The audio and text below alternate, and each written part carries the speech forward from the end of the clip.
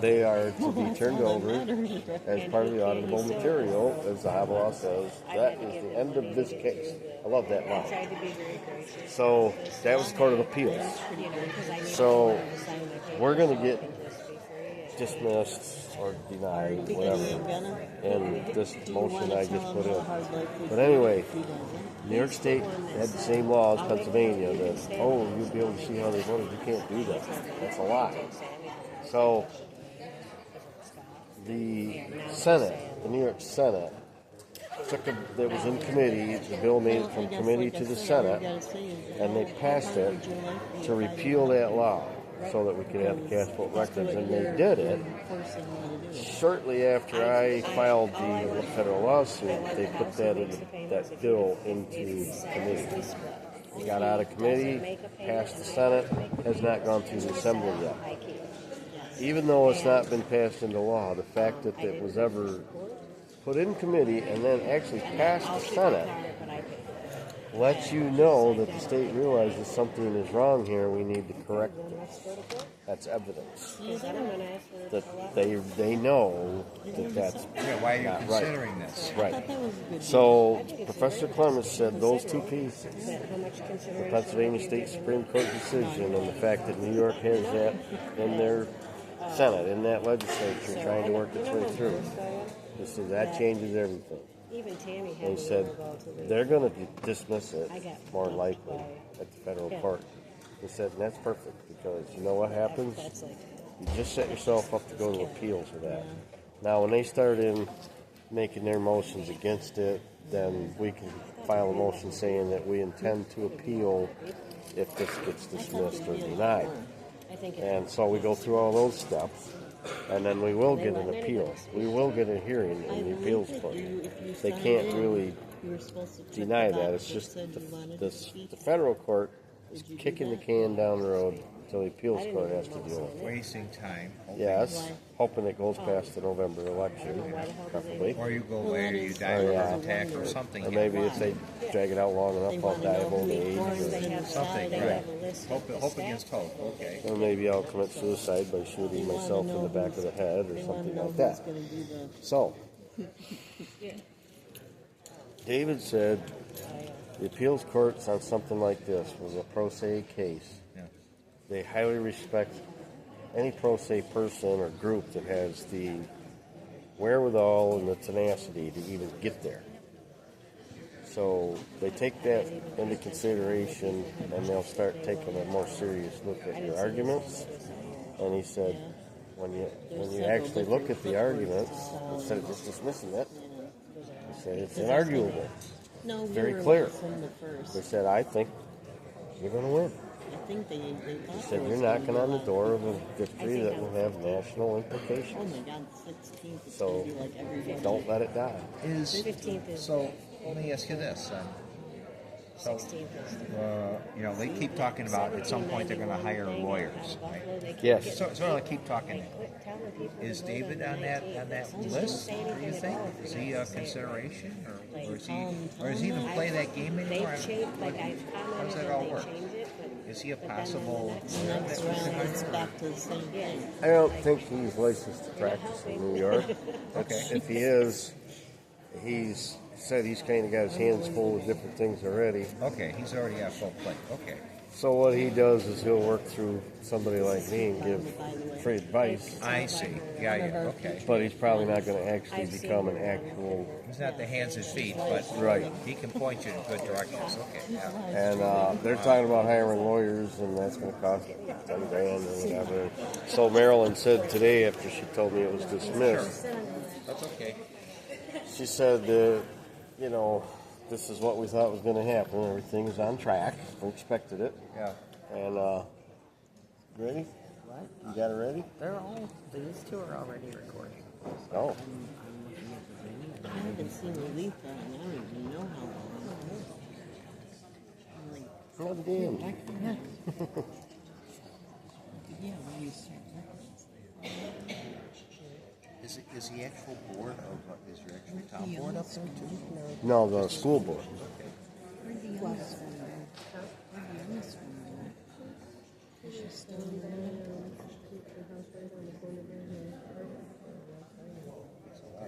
she lived in the house we lived next to her. She's not there. Oh, she's hurt? No. Oh, I haven't seen her in months. Call June 3rd, 2026, RCS budget hearing to order. I'd like to start with the pledge of allegiance, please.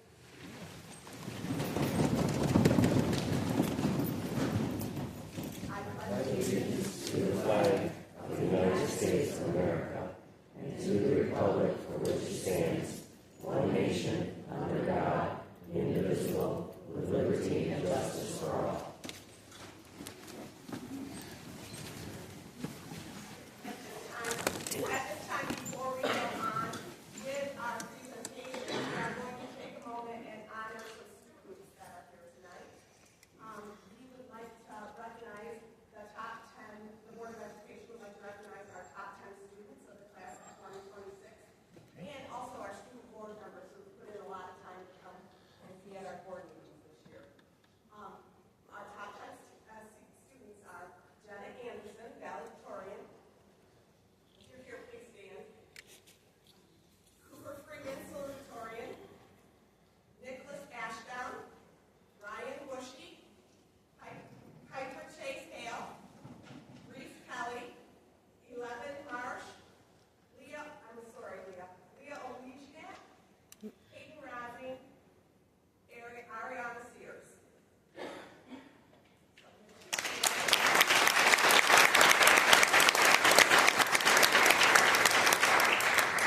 our student board members are Robin Henry and Grayson Rowland. Thank you.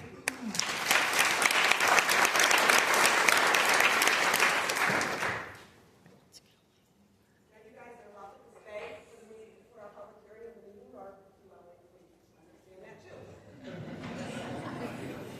Oh, you're gonna miss the fun, girls. Oh, Now I'm going to turn over the microphone over to Mr. Kelly and Mr. Sheldon to start our vote presentation. Thank you, Julie. Good evening, everybody. Actually, we're really pleased with the turnout. We're glad that everybody's here. This is good. Because what we want to do is have discussions tonight that's hopefully going to be educational for all of you. I know that our discovery, the journey that Mr. Sheldon and I took, kind of discovering this problem and coming up with a solution for it, surely was. So we want to discuss an issue that we've discovered with our revenue streams, particularly with those tied to New York State, in our plan to start correcting. This issue is truly unique, and it's tied to the issues built into the New York State funding formula, as well as the tax cap laws that do not allow it to account for districts like Randolph. Equally as important is also the opportunity these issues present in the future, provided we all as a community can understand how to take advantage of them. Over the past 3 years, our district has gone through a period of gradual but significant fiscal tightening, and this was nothing new for us out of the gate because we're used to the financial ebbs and flows of the New York State finances. But eventually we started to see a reduction of reserves and fund balance. We had to eliminate more than 8 positions through attrition. We've examined spending line by line as we worked to understand why we were experiencing such a significant deficit. At first, we addressed what appeared to be the drivers: escalating special education costs, child victim tax settlements totaling more than $2 million, paid what was supposed to be from fund balance, and inflation that outpaced our increases. While those were real pressures and they impacted us, but here's what we came to understand. Those were symptoms, they weren't the disease. Every district faces rising costs. Every district experiences unexpected financial stresses from time to time, and most districts can absorb those shocks and recover. We're finding that we could not. That realization forced us to dig deeper. And what we discovered was that at the core of this issue, it was structural. It involved how New York State calculates foundation aid and how state-owned lands affect our valuation, and how all of that interacts with our local tax property levy.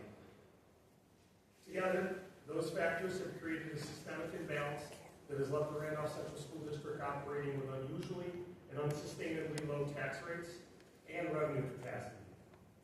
We need to change the dynamics so that these formulas can start working for us instead of against us. We need to take back back some of the control of our financial destiny from New York State. So we're going to start this conversation tonight around property taxes, because at the center of this issue lies a system that we've found is steeped in misunderstanding about how they work and how they affect Randolph. Once we understand that foundation, we can have a productive conversation about solutions. Plus, it's important to make sure people know how to separate the school taxes from the other pots of taxes that exist. Because while some people's taxes have gone up overall, their school taxes have definitely gone down. And in consideration of your time, we're going to move fast. We'll pause from time to time to make sure we didn't go too fast. And then at the end, we will open things up for questions relative to the presentation. So, why is it important that we understand all of this?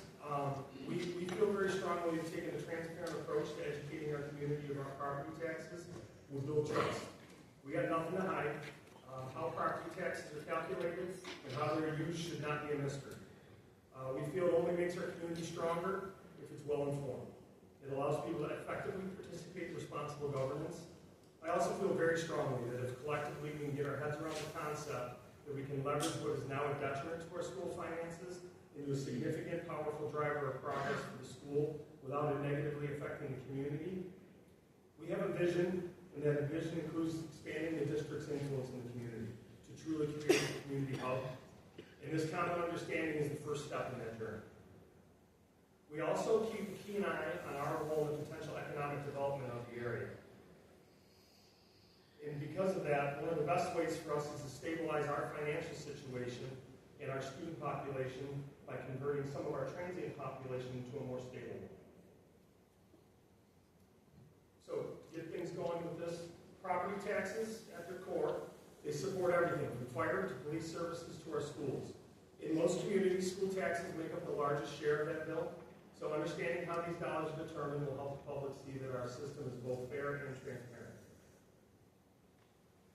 It all starts with the assessment. The assessment's at the core. Your assessment is the foundation of your tax bill. It's an estimate of your property's value for taxation at the time of assessment.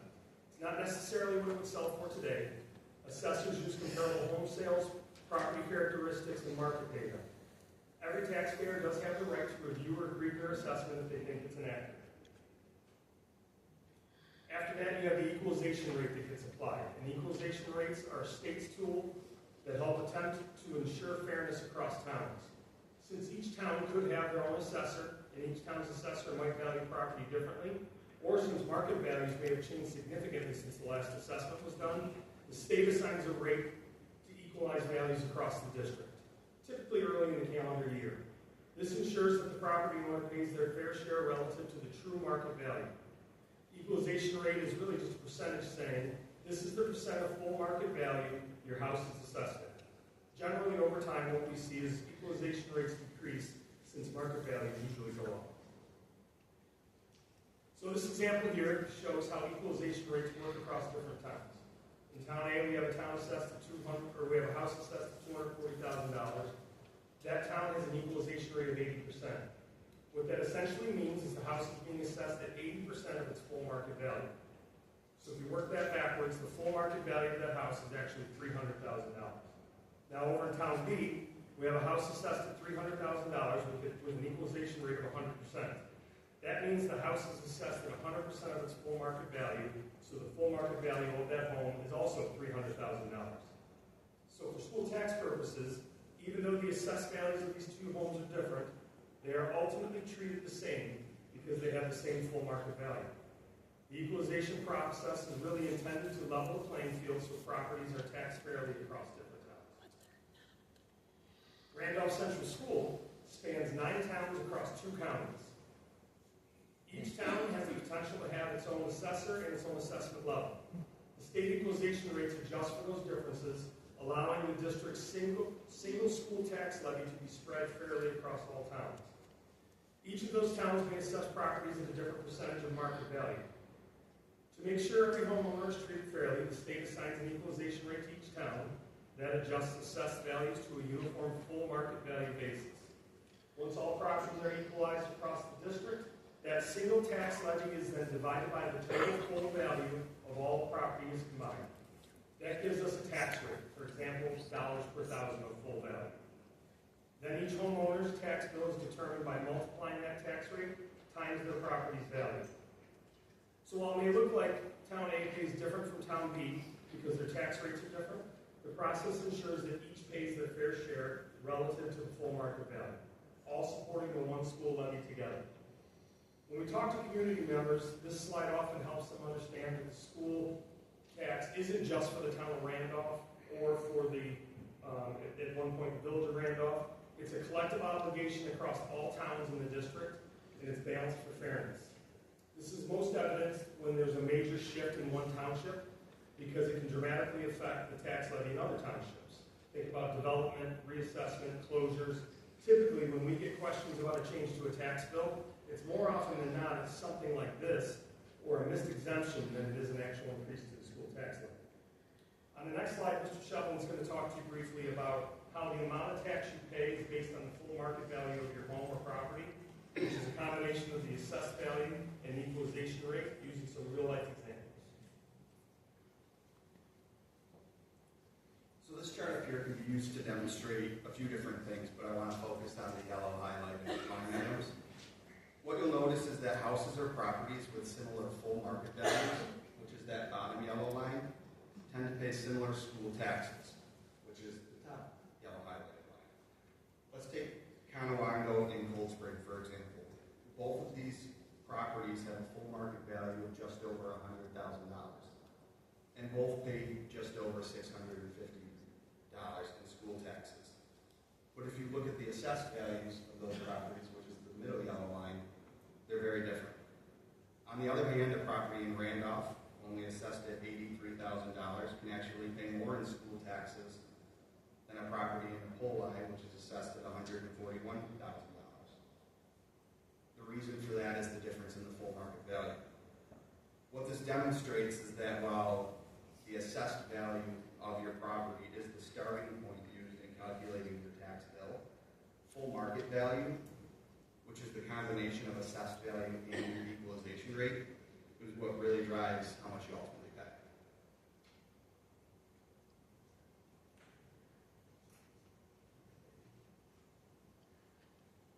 So we've talked about how property taxes are calculated and how they're levied, so let's connect that to the school's tax levy. Each year, as we go through the budget process, like we are right now, the Board of Education adopts a school budget. At its core, that budget represents all of the expenses required to operate the district for the year. We then offset those expenses with all anticipated revenues. This is primarily state aid along with some miscellaneous revenue sources. And then after all those revenues are applied, what's left becomes the tax levy in its simplest form. And that's the portion that needs to be raised locally through property taxes.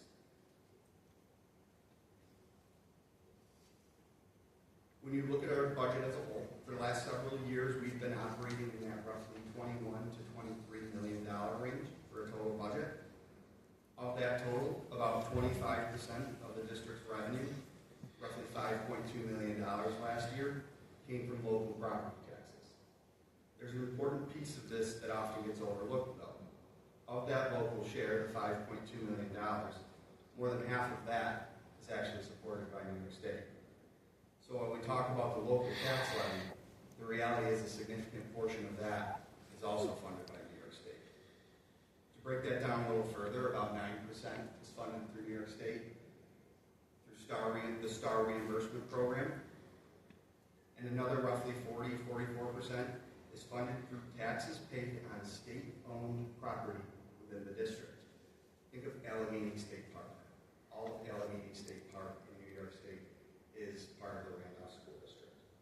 So when you put all that together, more than half of what we refer to as the local share is being supported by New York State as well. So of our total budget, about 25% is the tax levy, and of that 25%, about half of that is coming from New York State as well.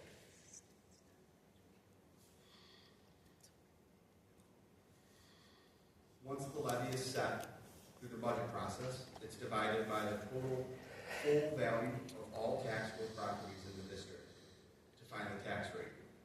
Each homeowner's share of the levy is based on their property's percentage of the district's total full value. So what is Randolph's tax rate and how does it compare, may you ask?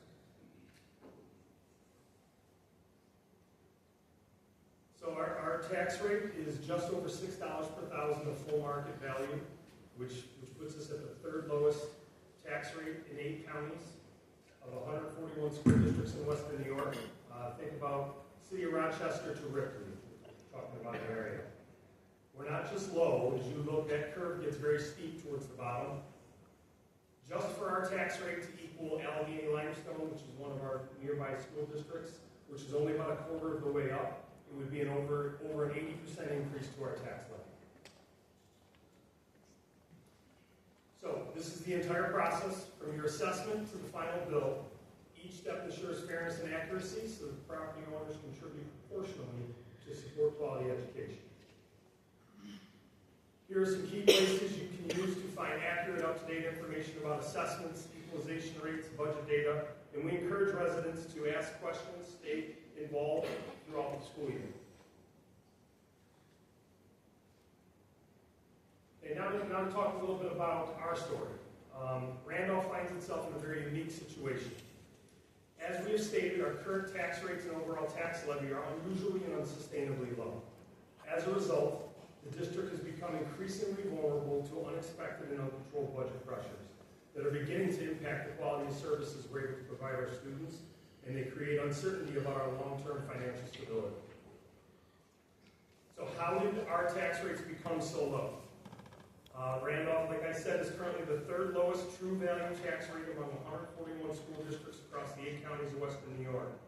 Only San Lomeka City Central School District and the Buffalo Public Schools have lower tax rates. Randolph's tax rate is also lower than districts such as the Chautauqua Lake Central School District, which happens to be a merged school district. And in New York State, if you were unaware, a merged school district receives reorganization aid, which is about 60% more than the combined operating aid of the merger in the first year, and then it tapers off. That district is also located in a major tourism and lakefront region, which includes the Chautauqua Institute inside of their borders. We also have a lower tax rate than the Ellicottville Central School District, which benefits from an exceptionally large property tax base and significant resort area development. They have $1.8 billion in taxable real estate. Many of these districts with the very lowest tax rates in western New York benefit from factors that Randolph just does not share with them, including either a city school district status, significant external resources connected to Native American lands or agreements, large tourism or vacation area property tax bases. And even when compared to districts in this lower tax group, Randolph's tax rate remains lower than even those regional norms. As mentioned earlier, Allegheny Limestone Central School District is substantially higher, at about 80% higher.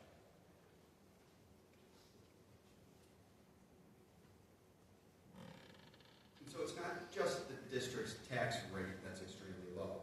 Our overall budget is very low when you compare it regionally as well. Take a look at this quick comparison of districts in Cattaragus County. When you line these districts up by enrollment from largest to smallest, what really stands out is that our total budget is actually smaller than several districts that serve significantly fewer students than we do. If you take that one step further, our cost per pupil is the second lowest in the region, second only to Port Bell. So overall, we run a pretty lean operation here, and that's a strong indicator that the challenge here is not simply just about spending too much. We also like to take this opportunity to emphasize the value that we feel that we bring to this community at a low rate, and the low tax rates help drive the development and population growth in the area, or at least hopefully.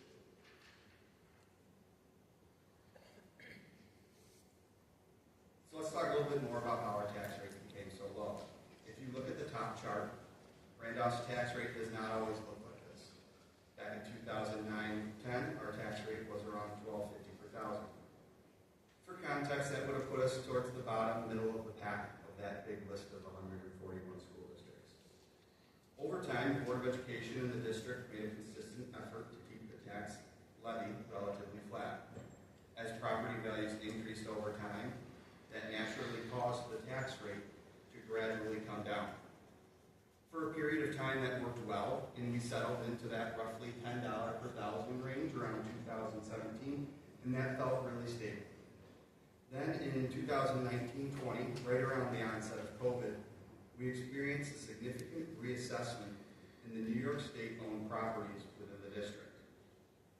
That reassessment alone resulted in about a 20% drop in our tax rate in a single year, with additional decreases coming in subsequent years. Many of you might remember seeing those reductions reflected in your tax bills. The reality is that once that situation occurred, the situation we're facing today, and the conversation we're having right now, largely became unavoidable.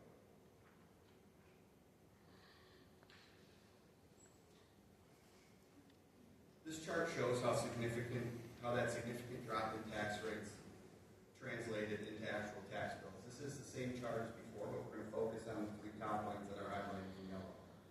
What you'll notice is that every township experienced a decrease in the actual dollar amount paid in school taxes from 2009 to 2025, barring any major additions or work done on the house that disproportionately changed the assessment.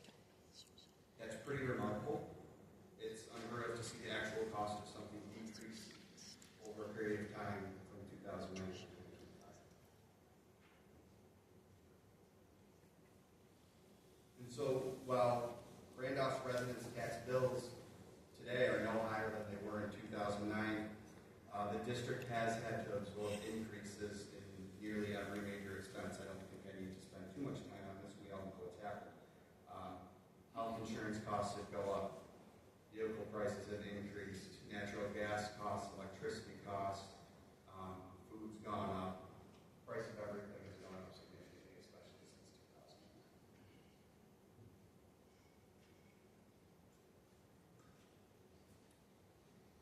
So a key factor in the way New York State calculates the district's expected minimum local contribution within the foundation aid formula is when New York State reassessed the state-owned lands within our district, Randolph's overall property valuation increased significantly on paper.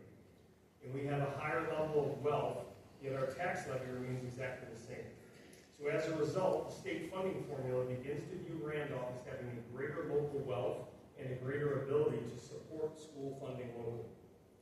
District leadership recognized the issue early and began monitoring the potential long-term impacts as soon as this reassessment occurred. Because the state aid formula operates with a lag of 2 years, the full financial impact is not immediate. That impact is now beginning to be reflected more significantly in the district state aid calculations. At the same time, the reassessment contributed to substantially lower local tax rates over the past several years. In many cases, local school tax rates declined by approximately 20 to 30%. The challenge Randolph now faces is that the state's formula increasingly expects a larger share of school funding to come from the local tax base before additional state aid will be provided. So what is expected minimum local contribution? What that is the amount of money the state expects a local school district to raise locally, mainly through property taxes, to help pay for the education of its children, before the state adds in their share of the foundation aid. Here's the idea step by step. The state first figures out how much total funding a district should have given every student to give every student a sound basic education. This is called the foundation amount. It then estimates how much the local community can afford to contribute based on property, wealth, and income levels. That number, what the state expects the local community to pay, is called the expected minimum local contribution. The state's foundation aid is then calculated as foundation aid equals total need, which is the foundation amount, minus the expected minimum local contribution. So basically, the expected minimum local contribution is the district's expected share of the cost of education based on local wealth. So when we started talking about expected minimum local contribution, Mr. Sheldon went through and pulled out a few of our neighboring school districts as a comparison. What you notice is that most districts, especially ones we typically compare ourselves to, are taxing well above the expected minimum local contribution, and in many cases, 2 or 3 times what's expected, while we are raising almost $1.7 million less than is expected. Ironically, that is almost the same amount as our budget deficit was this past year. So in other words, other schools are choosing to raise more money locally than the minimum amount expected, and we are raising much less. So what happens when a district taxes below what the state expects? The New York State funding formula still assumes every district contributes a minimum amount locally through property taxes. It measures the district's ability to pay, not its willingness to pay. If a district raises less than that amount, the state does not make up the difference. Instead, the district simply has less money to operate with. Over time, this can create financial pressures by forcing a district to rely on reserves, make program reductions, or seek larger tax increases in the future to try to catch up. In effect, the state sees the district as having the ability to raise more revenue locally, even if the district chooses not to do so. In addition, this has made Randolph increasingly vulnerable to future changes in state funding policy, including potential revisions to the hold harmless provisions within foundation aid. These provisions currently help ensure a district does not receive less foundation aid than they did in the previous year, but proposals to reduce or eliminate portions of that protection have been discussed at the state level each of the last 3 years. And should that happen in our current state, it would be catastrophic. We would see upwards of a $2 million cut in aid. So this chart shows three things, the growth factors behind that. It shows what's happening with property values in the district, that's the orange line. It shows how the expected minimum local contribution, which is the blue line, responds to those property value changes. And it shows what's happened with our tax levy over time. We already know that our tax rates have declined, but I want to draw your attention to the period around 2019-20 here. That's when you start to see the property values represented by the orange line increase sharply. That was primarily the result of the reassessment of value in the state property. Because of the way the expected minimum local contribution formula works, the blue line, that increase followed on a 2-year lag, and it continues on a similar path forward. During that same period, our tax levy remained relatively flat or increased within the levy limit. So what this chart is showing is that New York State's funding formula is effectively indicating that the district should be collecting between 15 and 20% more in local taxes each year, while at the same time the school district is functioning under tax cap restrictions.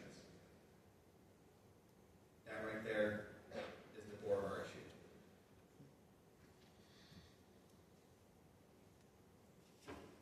So the financial challenge we have facing us, we have inflation, we have rising special education costs, we've had Child Victims Act expenses that have created significant financial pressures on the district.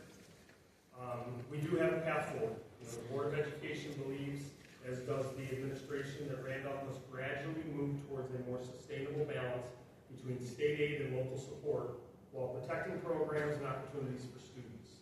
Why do we need to act now? This is not a short-term issue. The leadership here has been monitoring these trends for years, and we believe addressing them now is necessary to ensure the long-term stability of the Randolph Central School District. So what does that path forward look like? We need to generate more revenue through taxes to make our way back towards our expected minimum local contribution. Sometimes the most fiscally prudent and fiscally conservative thing to do isn't to not tax. It's to tax and to do it continually in small, incremental, sustainable ways so that we never find ourselves in this spot again. With all that being said, we're going to do that while still maintaining our standing as one of the lowest tax districts in the land. It's what our community needs, and it also helps to foster growth. We also need to continue to strive to maintain our standing academically, athletically, culturally, to promote community development and expansion. And we need to continue to be fiscally prudent and conservative once we've reset the formula to allow for continued maintenance and expansion of our select areas of this endeavor. While at the same time, putting in place plans to ensure that this does not happen again by educating our community and our governance team about what the situation is, because it will not go away under the New York State funding formulas until they are changed to account for situations like these. This issue is happening in other parts of the state, and it is resulting in layoffs, program cuts, etc. Luckily, we have a low enough tax rate, a low enough tax levy to be able to absorb this to protect that from happening. We're talking about a move like this on that list. So when we've been out in the community talking about this, we always come upon people who feel very, very similar to the way both Mr. Sheldon and I do. We hate property taxes. No one likes taxes. But the one thing I can say is that local property taxes stay local. Investing in our schools through local property taxes is one of the few investments that benefits the entire community. School tax dollars do exactly that. They stay local. They support opportunities for students. They strengthen workforce development. They attract families and businesses. They help protect property values. There's quantifiable evidence that strong schools create strong communities. Randolph is a great example of that. And from the home values as a result of people wanting to move into this community. Making this investment not only in today's students, but in the long-term vitality and prosperity of Randolph. Okay, so moving away from taxes and how they're calculated overall, I want to talk a little bit about the nuts and bolts about the budget, the revised budget that we're putting forward itself. I do want to mention that there's a link on the school's website. If you want to drop down to school budget information, we're putting just about all of our materials up there. Look at it, reference it.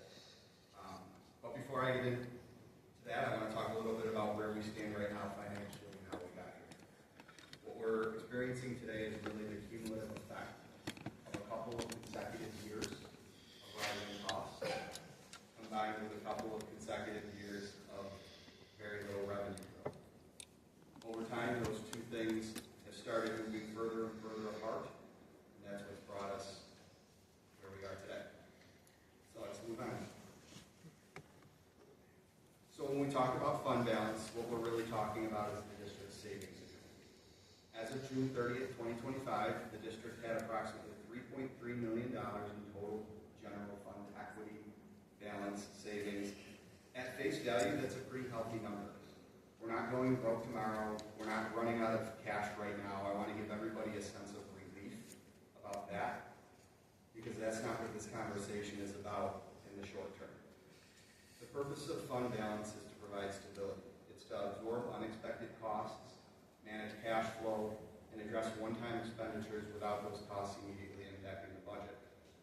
What it's not intended to do is balance a budget year after year. The way I like to think about it is this. If you're going to use fund balance, you better have a plan to replace it on the back end. You can draw from your savings for a little, but eventually you need to rebuild those savings. Right now, the challenge we're facing is that we're using fund balance, but when we look down the road, we don't really have a clear opportunity to replace it right now. The other thing I want to mention is that our reserve balances are becoming increasingly important because of the uncertainty we're facing. So while we do have reserves, I would describe them as very fragile. And continuing to draw them down much further would not be fiscally responsible. What we need to do is move our operations, which is our recurring revenues and our recurring expenditures, back to a place where they are in balance and where we can replenish our fund balance as needed. Ultimately, what we're trying to create is a budget structure that is sustainable rather than relying on those savings to close the budget gap every year.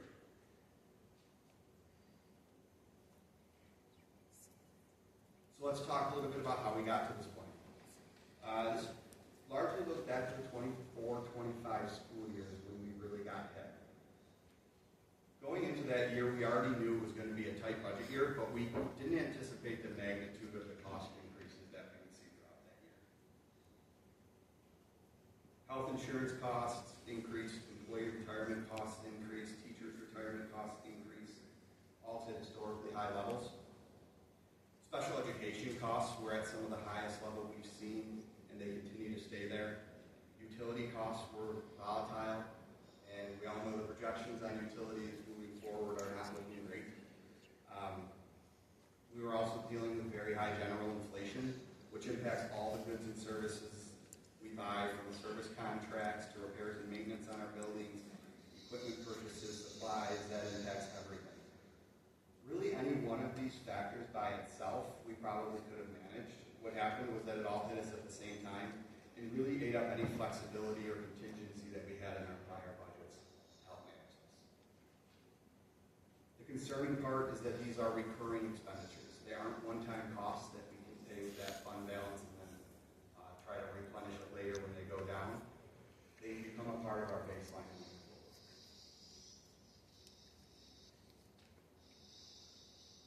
So what does that look like at the end of the 24-25 fiscal year? This was our last fiscal year. What do the financial results look like? During the 24-25 school year, the district had a deficit of over $1.5 million. What that means is that our operating expenses outpaced our operating revenues by $1.5 million. And we had to tap into our savings in order to pay those expenses. That's why we have fund balance and savings. It's to help you absorb some of these increases in the short term. The problem is that a deficit of that size is not sustainable long term. If you have a one-time deficit, you can absorb it. If you have a second deficit, if you have good savings, you can probably absorb that too. But eventually you reach a point where you can't absorb it anymore, at least not for much longer.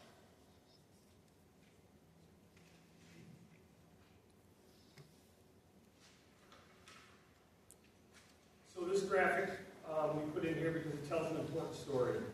The district did not arrive at this point suddenly, and we've not been standing still while the challenge developed. For years, the Randolph Central School District has worked to reduce costs, improve efficiency, and stretch every available dollar before asking taxpayers for additional revenue. We've reduced staffing through attrition, we've reorganized special education services, we've financed major purchases to preserve cash flow, and we've improved transportation efficiency. We've provided only tax levy increases within the state's tax cap, and we've strategically used our reserves to buy time. In addition, we've reduced spending on athletics, student activities, professional development, summer program, and technology replacement cycles. We did everything we could within the rules that we were given. These actions weren't easy, but they allowed us to continue providing quality educational opportunities for our students while delaying the impact of this growing structural deficit. At the same time, these efforts can only go so far. The reality is that many of the district's largest expenses, health insurance, utilities, transportation, contractual obligations, special education requirements, legal settlement obligations, have continued to increase year after year. While costs have risen significantly, revenue growth has not kept pace. In fact, Randolph remains one of the lowest tax school districts in Western New York, as we talked, and it's only through this distinction is achieved through years of restraint efficiency.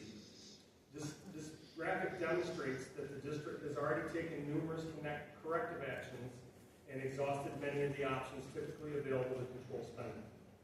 The conversation before us today is not about whether we have attempted to solve the problem, because we have. The conversation is, and the question is now, how do we responsibly address this remaining structural gap while continuing to provide the educational opportunities, programs, services, and support that our students and community expect and deserve out of us?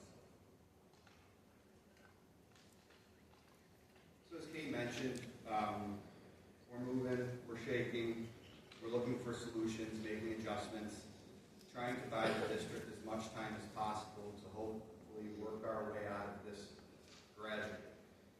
Then in the fall of 2025, just this past fall, we had another very significant financial challenge for us. The district settled 3 Child Victims Act claims. These settlements totaled $2.1 million. Of that amount, the district had $300,000 of insurance coverage. I want to be clear, these claims are from back in the 1970s and 80s. So insurance limits fall back on whatever policies the district had at that time. Some of those insurance had simply gone defunct and didn't exist anymore. And then the one claim where we did have insurance, those limits were based on a 1970s insurance policy. $300,000 was, I'm sure, a lot of money to pay a claim like this back then, but in today's dollars, it really isn't.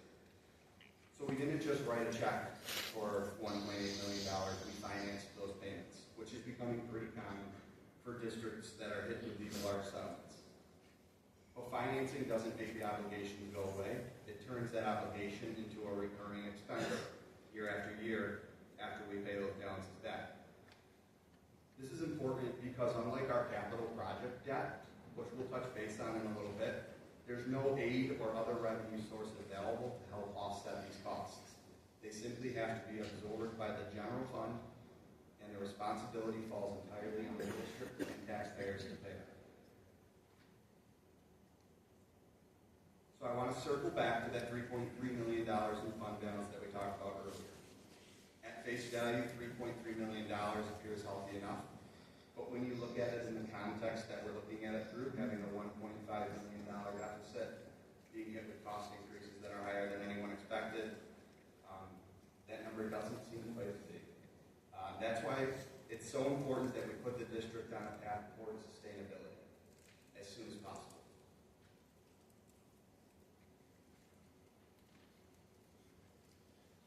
So let's talk a little bit about the budget process, what goes into our budget for this year, and ultimately what we're trying to accomplish when we build a budget every spring.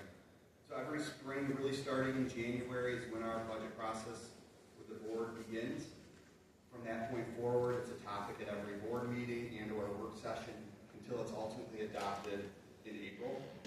A couple of goals of the district's budget process are obviously the fiscal stewardship responsibilities of the board and being fiscally conservative. But the other goal is to keep the district on a sustainable path and ensure that we remain financially sound over the long term in order to protect opportunities and programs for students. Stability is also a goal of the budget process. Ultimately, the final piece of the budget process is for the Board of Education to determine what the tax levy will be the following fall. When you look at Randolph's budget, it's really not all that different from other schools.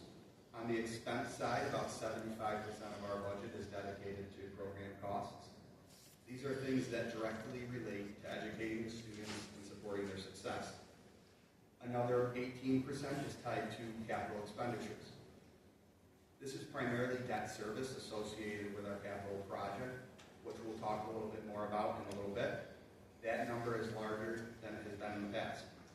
The remaining portion of the budget is administrative, and that includes district administration, business office operations, the central functions of the main offices, and other things necessary to keep the district running.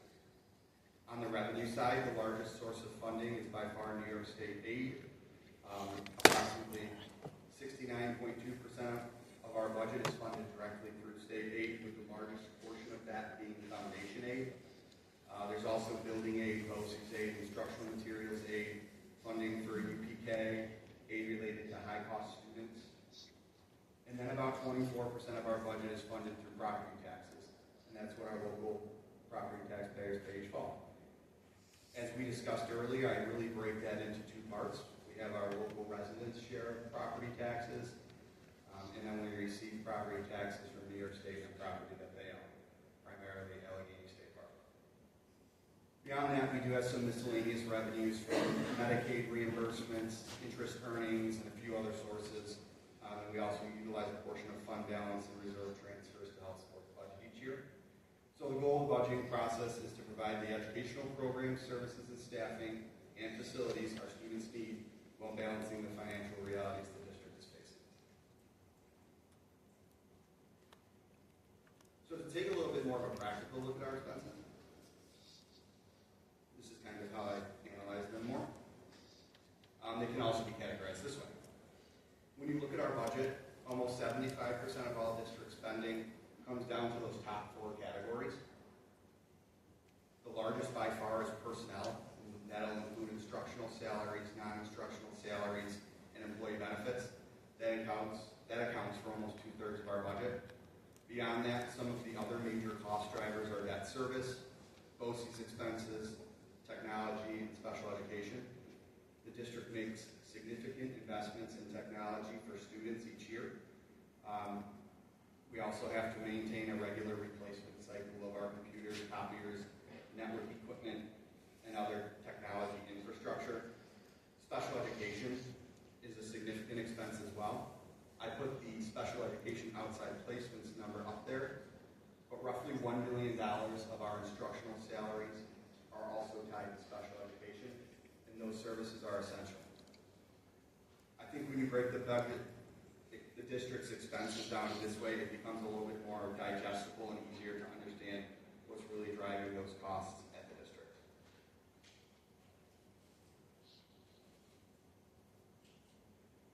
So let's dive into some of those expenditures. One of the major ones up there, and one that we've gotten some feedback on that might need a little clarification, is the debt service expense. It's actually good that we can talk about this right now because that's going to become a larger part of our budget moving forward. Debt service is a little unique because a substantial portion of the district's debt service is aidable through New York State. As we discussed during our capital project conversations back in 2022, the district receives building aid on eligible expenditures associated with a voter-approved capital project. What happens is the district finances those expenses to pay for the project. That turns into a debt payment moving forward, or loan payments. New York State then provides building aid on those expenditures. The aid and debt actually get structured so that we receive aid at roughly the same time we're going to make our debt payments. And the aid covers both principal and interest on the debt that we take out. In a perfect world, your building aid and your building debt would offset each other each year. We call that zero local share. But as you can see in some years, and actually next year, the aid can actually more than offset those costs. Next year, the district is projected to receive about $583,000 benefit from building aid. This is related to the project being ahead of schedule, which means those expenditures will be reported to New York State sooner, and our building aid flow will begin sooner than we originally expected. In the original budget proposal that was set forth in May, our plan was to use that $583,000 surplus to help pay down a large portion of the debt related to the Child Victims Act claims. One of the adjustments we made from the original proposal to the one that we're looking at tonight is that we'll instead be using that surplus to help offset the tax levy for next year. So while debt service is a large expenditure on paper, the net impact to taxpayers is relatively small or non-existent. You see the expense increase, but you also see the revenue increase. I think it's important to note that moving forward, a portion of our debt service will be related to the Child Victims Act claims, and there is no aid attached to those debt payments.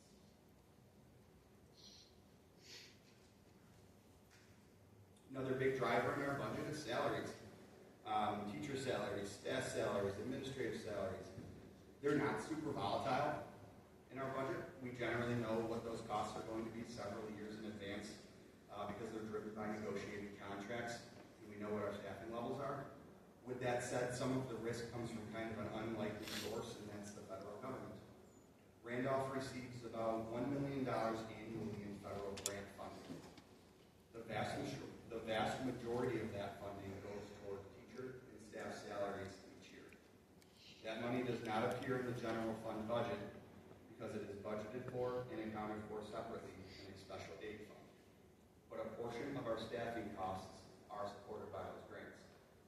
For example, the IDEA grant, or the Individuals with Disabilities in Education Act, supports special education services. Some of our special education staff salaries are allocated to that grant. Similarly, our title grants support students in high-need and low-income districts.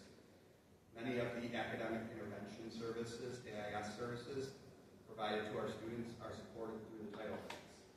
A teacher might spend just a part of their day providing AIS services, and that portion of their salary is allocated to the grant.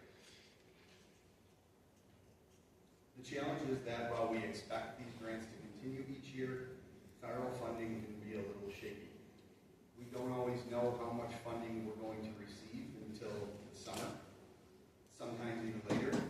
And it wasn't that long ago that there was discussions about the U.S. Department of Education being dissolved, which created some real uncertainty about what federal grants might look like in the long run.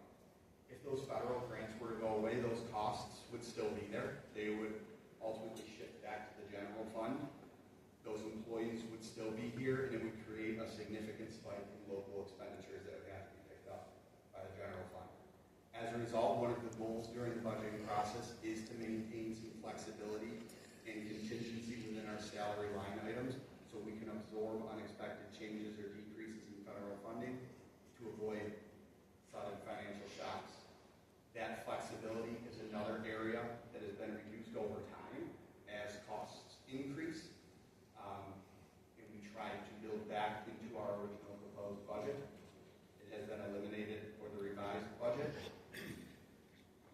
something we want to build back in moving forward if we want to try to maintain stability in our budget process. Health insurance is in our employee benefits line item. That's the largest component of that line item. Over the last 4 or 5 years, we've experienced a 47% increase in health insurance costs, health insurance premiums, and we have another 8% coming next year. We always have to budget for these increases, but no reasonable budget or projection would have anticipated costs rising at this pace over this length of time. Those increases consumed any contingency that we had in those line items that was built into prior budgets, and now those costs are flowing directly into our year-over-year budget calculations, which is creating volatility. The district has taken actions to try to mitigate these expenses and their impact to the general fund by trying to allocate expenses elsewhere where possible. Our staff also contributes toward their health insurance premiums to help offset that cost. But when you have a cost this large that's rising at this pace, it becomes really difficult to mitigate those increases away any further. When you consider our total health insurance bills are about $4 million, increases really hit home. Okay, so now I want to talk about the revenue side. We talked about it briefly during the three-part budget. You'll see foundation aid is the largest source of revenue. There's also other types of aid that are a little smaller but still significant. We talked about the building aid, BOCES aid, transportation aid, preschool aid, high-cost student aid. That's all worked into those revenue numbers. Beyond that, the next largest driver is our tax levy, which makes up about 25% of our budget. So the two areas that I really want to focus on are foundation aid and the property tax levy because those are the two drivers of revenue for the district.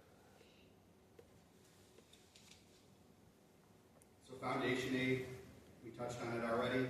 Since 23-24, it's been increasing by about 1% each year for a total increase of about 4% from 23-24 through next year's budget. Any increase is welcome news. But we just went through those cost drivers, and when you look at the $153,000 increase we're going to receive next year, I'm not even sure that's going to cover the increase in our utilities. It's simply not enough to close any meaningful gaps. This is largely because what we're on is known as the hold harmless. As Kate mentioned it earlier, we're not due any additional foundation aid under New York State's funding formula, whether we agree with it or not. According to the formula, New York State is providing us with the amount of aid we're supposed to receive based on a number of factors, but one of the largest is being the full market value of the property within our district. That value is used as a measure of how much the state believes the district should be able to raise locally. Okay, so the other major source of revenue is the tax levy. That's why we're up here, right? So let's spend a little bit of time on this. As you know, we've used the term quite a bit. This isn't a spending problem, this is a revenue problem. This isn't a spending problem, this is a revenue problem. I'm going to try to explain that here through our tax levy. So we saw this slide earlier. We know where our tax rates land regionally. We've also talked about how increasing the assessed values in the district and increasing the full market values drive your tax rates down, especially when there's little movement in the total tax levy year over year. So, what this chart here demonstrates is a snapshot of the district's tax scoring from the fall of 2025. It shows the full market value of each town for 2025 and the percentage that each town's full market value represents of the district's total. For simplicity's sake, we're going to focus on Red House, and we're going to call that the state lands. I believe about 95% of the district's state land is located in Red House, and I think about 95% of Red House is state land. So in 2025, Red House, or our state land, were responsible for 36.6% of the district's tax levy. How does that translate down to actual dollars? Of the district's $5.2 million tax levy, approximately $1.9 million was paid by New York State directly. while the remaining 3.3 million was paid by all the other towns combined, which I refer to, that's what our residents and businesses paid, was that $3.3 million. I want to take a look back at this chart that we looked at earlier that shows some of the tax levies in other towns. One important difference is that in those towns, those districts do not have the large swaths of state-owned land that we do. When you look at their tax levy, Allegheny Limestone is collecting $7.3 million, Frewsburg 7, Portville 7.9, Faulkner 7.1. Those tax levies are being collected almost entirely by their residents and businesses. For comparison, our residents and businesses are contributing $3.3 million. Our tax rates are extremely and unsustainably low.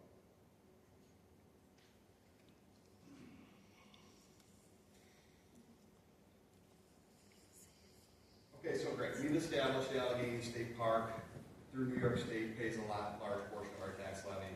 Great. It's hurting us now. We want to get rid of them. No, just for the record, I want to point out that Allegheny State Park, while they're paying a large portion of our taxes, I would argue they're paying really a disproportionately large portion of our taxes. We do not want to wish Allegheny State Park away. All that tax money would then get allocated across the residents of this district. If you go on the Cat County GIS maps and look at a vacant wooden lot in Allegheny State Park, the full market value of that vacant wooden lot is between $4,000 and $4,200. If you come into another area of our district and pull a vacant wooden lot in the town of Randolph, let's say, you're looking at between $900 and $1,000. So for that 1 acre of wooded lot, New York State's paying us a whole lot more than a resident is. Those properties are disproportionately valued higher. That's why when we talk about the adjustments we need to make, we're still going to remain very low compared to our neighbors. We're able to leverage the value of that state land to help keep our tax rates lower than they otherwise would be. And that's why we remain low. The key point here is we need to leverage it. We can't rely on it. So let's bring this back several years to 2019. We saw in the tax rate chart from 2025 how that broke down all the different towns and their portion of the tax levy. So let's take a look at that from 2019. We know between 2019 and 2020, our tax rates dropped significantly. Let's take a look at what happened. In 2019, the full market value of all the property in the district was about $457 million. In 2020, that number jumped to $566 million, an increase of more than $100 million in a single year. That increase was driven almost entirely by Allegheny State Park or our state lands. Back in 2019, New York State was paying about 27% of our tax levy. In 1 year, that number jumped to 39% of our tax levy. Keep in mind, in 2020, that's also the year that the world shut down in March. During our budget process because of COVID, we kept the tax levy flat that year. And as a result, if you look at that bottom line, our local taxpayers went from paying $3.4 million to $2.8 million. Everyone's taxes dropped. That's about a 17% decrease in what our residents paid from 1 year to the next, during a stretch when the district did not raise the tax levy in 10 years. It was actually a net negative. The reassessment continued in 21 and 22 gradually, until in 2022, Allegheny State Park or the state lands represented about 43% of our tax base. It's shifted somewhat since then. Even as we begin increasing the tax levy, which you see in 2022, that tax levy was actually higher than it was in 2020. The total amount paid by all the other towns or the residents still declined dollar for dollar because of those reassessments. So let's take a look at the growth factors we talked about in the previous example and how they relate to the increase in our full market value. The amount New York State expects us to collect locally is increasing at a very fast rate. That's that blue line from that chart that we looked at earlier. That's the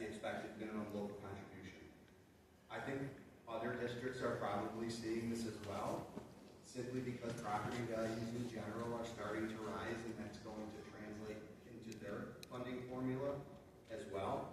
And property values in New York State's eyes translates to wealth. However, at Randolph, it's intensified by the reassessments of Allegheny State Park and the state-owned lands. The formula is telling us that we should be raising our taxes 10 to 15% per year. And it's been telling us that for the last couple of years. On the other side of the equation, we have the tax cap or tax levy limit, which for all intents and purposes says you can't raise taxes by more than about 2% per year unless you go out for a supermajority vote, meaning you need 60% voter approval.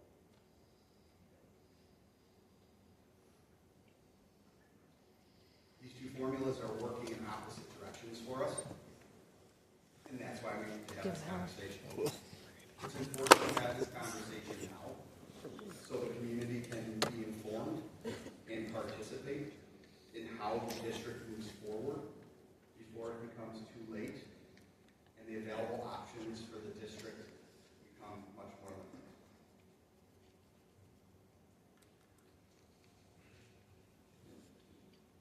Part of the problem with what Charlie just mentioned is a large percentage increase does not always mean a large dollar increase.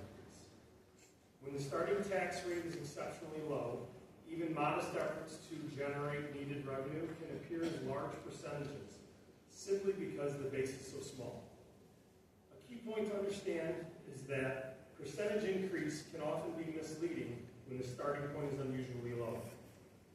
Just like on the example here, adding a dime to a dollar bill creates a 10% increase, while adding it to a $10 bill only creates a 1% increase.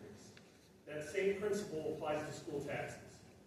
Districts with higher tax rates generate significantly more revenue from the same percentage increases as districts with very low tax rates. Meanwhile, costs such as health insurance, utilities, transportation, special education, and salaries continue to rise regardless of what a district's tax rate is. Because Randolph has one of the lowest tax rates in Western New York, even modest efforts to generate the revenue needed to keep pace with rising costs can appear as a large percentage increase, when in reality, they produce far less actual revenue than similar percentage increase in districts with higher taxes. That's why we often try to talk in dollars per thousand, because that's a much more quantifiable way of looking at it. Additionally, New York State's tax levy limit, as we've discussed previously, does not account for this concept as well, because that 2% increase on a district is not the same as a 2% increase in a district the same size with a smaller tax levy. So, what's at stake? This is designed to answer a question that we've heard from many of our community members of what really happens if the district is forced into a contingency budget. The most important thing to understand is that a contingency budget is not simply a budget with no tax increase.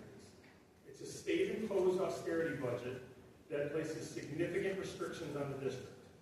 Under contingency, the tax levy is frozen, regardless of whether costs continue to rise. At the same time, we will continue to face increasing expenses for health insurance, utilities, transportation, special education mandates, contractual obligations, and state and federal requirements. These costs do not stop simply because the district enters contingency. Instead, the district loses flexibility and must find ways to absorb these increases without the ability to generate additional local revenue. What makes contingency budgets difficult is that they shift the conversation away from what our community wants to provide for students towards what the district can legally and financially afford to maintain. While athletics, extracurricular activities, music, and other programs may legally remain, they may be a priority for our community and a priority for our Board of Education. Their continuation ultimately depends on whether sufficient funding exists to support them. Quickly, that conversation becomes not, do we want to continue these programs? It is, can we afford to continue them? And even if that answer is yes out of the gate, at our current rate of inflation, even that answer will not be yes for very long.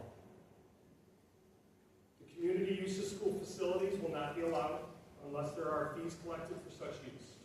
Academic programs, student support services, staffing levels, technology purchases, equipment replacement, facility improvements, and many other areas can face pressure as the district works to balance a budget with fewer options. Multiple years of contingency will result in the district becoming insolvent, at which point we will be forced to discuss the solution, annexation, or merger, all of which will result in a leveling up of our taxes to our neighboring districts, which in some cases are 2 to 3 times higher than ours. This graphic is not intended to be a threat or a prediction. It is intended to provide factual information about the realities of the contingency budget so that our community can make informed decisions. Randolph Central School has always invested in its students, and our goal is to continue providing opportunities, experience, and support that help define our school for generations. So as we wrap things up tonight, I want to emphasize what this proposal is and what it is not. This is not an effort to make Randolph a high-tax district. It is not an effort to bring our tax rate up to the level of the neighboring districts. Even once this proposed budget is approved, Randolph would still have one of the lowest tax rates in western New York. Our goal is not to catch up to school districts across the 8 counties. Our goal is to simply generate enough revenue to responsibly maintain the educational programs, services, opportunities, and supports that our students deserve. For years, Randolph has worked to keep taxes low through staffing reductions, restructuring, operational efficiencies, delayed purchases, financing strategies, and the strategic use of reserves. Those actions did help us maintain one of the lowest tax rates in the region, but they also mean that there are fewer options remaining for us to address the rising costs through reductions alone. The question before our community is not whether we want higher taxes. No one does. The question is whether we can continue providing the level of educational opportunity for our community that we know that they expect, while remaining one of the lowest tax school districts in western New York. We believe that we can. Additionally, I want to clarify any confusion over what will be the second referendum on the ballot. The buses that we are looking to purchase are traditional diesel buses, not electric buses. They are being purchased as a part of our regular replacement schedule. I've been here for over a decade now, and I know that the issue is not whether or not this community supports the school.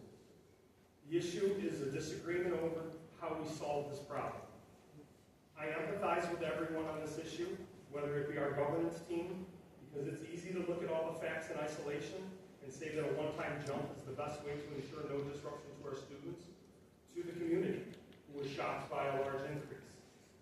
The community spoke, and our governance team understands that we need to honor that and adjust our course of action. A slower, incremental path forward is the solution, and it is now our plan. We have to put forward a budget that allows us to move forward while we continue to educate the community on the issue at hand. I also encourage everyone to think about the unique opportunity that our district has because of the significant amount of state-owned land within our boundaries. Historically, when that land has been revalued, it has caused tax rates to decline dramatically, and as you have learned, while that felt positive in the short term for the school, it can also create long-term challenges if we allow those lower rates to become new expectations regardless of rising costs. If we collectively understand that tax rates may occasionally drop quickly, and then following after a reevaluation, and then gradually adjust back up towards sustainable levels over time, we can begin to use the revenue generated by that state land as it should be, as a benefit to our students and to our community. In other words, the state land can help create greater educational opportunities, stronger programs, and improved services without placing that burden solely on the local taxpayer. Rather than becoming an obstacle,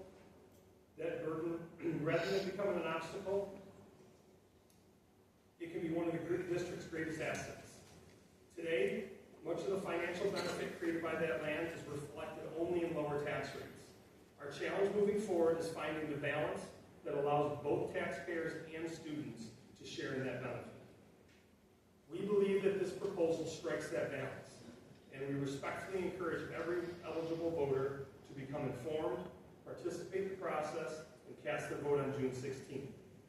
Together we can preserve what makes Randolph special while ensuring that the future generations of of students have the opportunities that they deserve.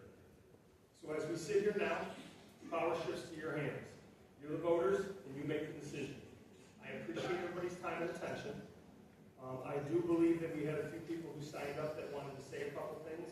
So Mr. Halpin is going to bring down a microphone, and anybody who has signed up to say a few words, you can line up at this spot. What I would like to do is just a couple of quick reminders regarding public questions, public comments, as per our board policy. Before you speak, please state your name and address, and if applicable, if you're speaking on behalf of a group, let us know what group that is. Individual comments or questions are limited to 5 minutes, unless additional time is granted by the board president. The board will not hear personnel complaints or personal complaints regarding individual students or personnel in public session. And please don't interrupt people when they're speaking, or please try not to interrupt us if we're answering. I truly thank all of you for your attention, and I thank all of you for your attendance. It's this communication that will make it so we can move forward. Okay? Thanks, and with that, I will turn it over to you, Mrs. Miller, and Mr. Halpin. Would like to speak, if you want to line up with Jason or raise your hand, we can give him the mic. He'll give you the microphone.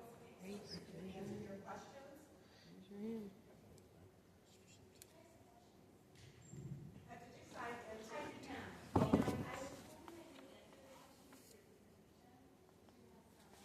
Oh, that's fine. That's fine. We'll answer. I just need to state your name and your address. That would be great. Thank you very much. My name is Angela Leach. I live in East Randolph. Should I have some help with this? Is that necessary? Oh, that's fine. Okay. Go, okay. So I've been taking notes, lots of notes, and I really appreciate the effort you guys took to put this together. It's really good. It probably took you a lot of time. I've been doing a lot of research, and it's been taking me a lot of time. It's not my only task to do, so I can respect everything you put together for this. When you're discussing the taxes, I'm going to start there because that's where you guys started, and you're talking about how they've definitely gone down. I did my own sampling, and I'm looking at the tax rates and the amount of money that we've actually collected, and it's going up. Like, you have a really nice red bar chart. When I compile that data on a line graph, it shows the increase more noticeably. Do you know what I'm referencing to? Can I give you a viewer? Yes, you're referencing, can I try to pull the slide? Sure.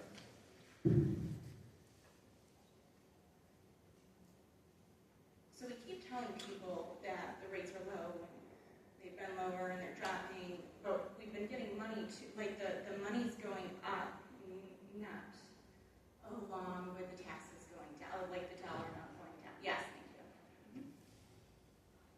So if we were to take that lovely red graph and put that into a line graph, and you line it up with your top line graph, it's going to show it going up with it too. So, I get what you're saying with that. I just want to make sure that we're not overlooking the fact that just because the dollar per thousand is dropping, that the amount that we're receiving is dropping with it. It's increasing because of the assessments that you touched on, but not just for the state lands, correct? Am I correct in that?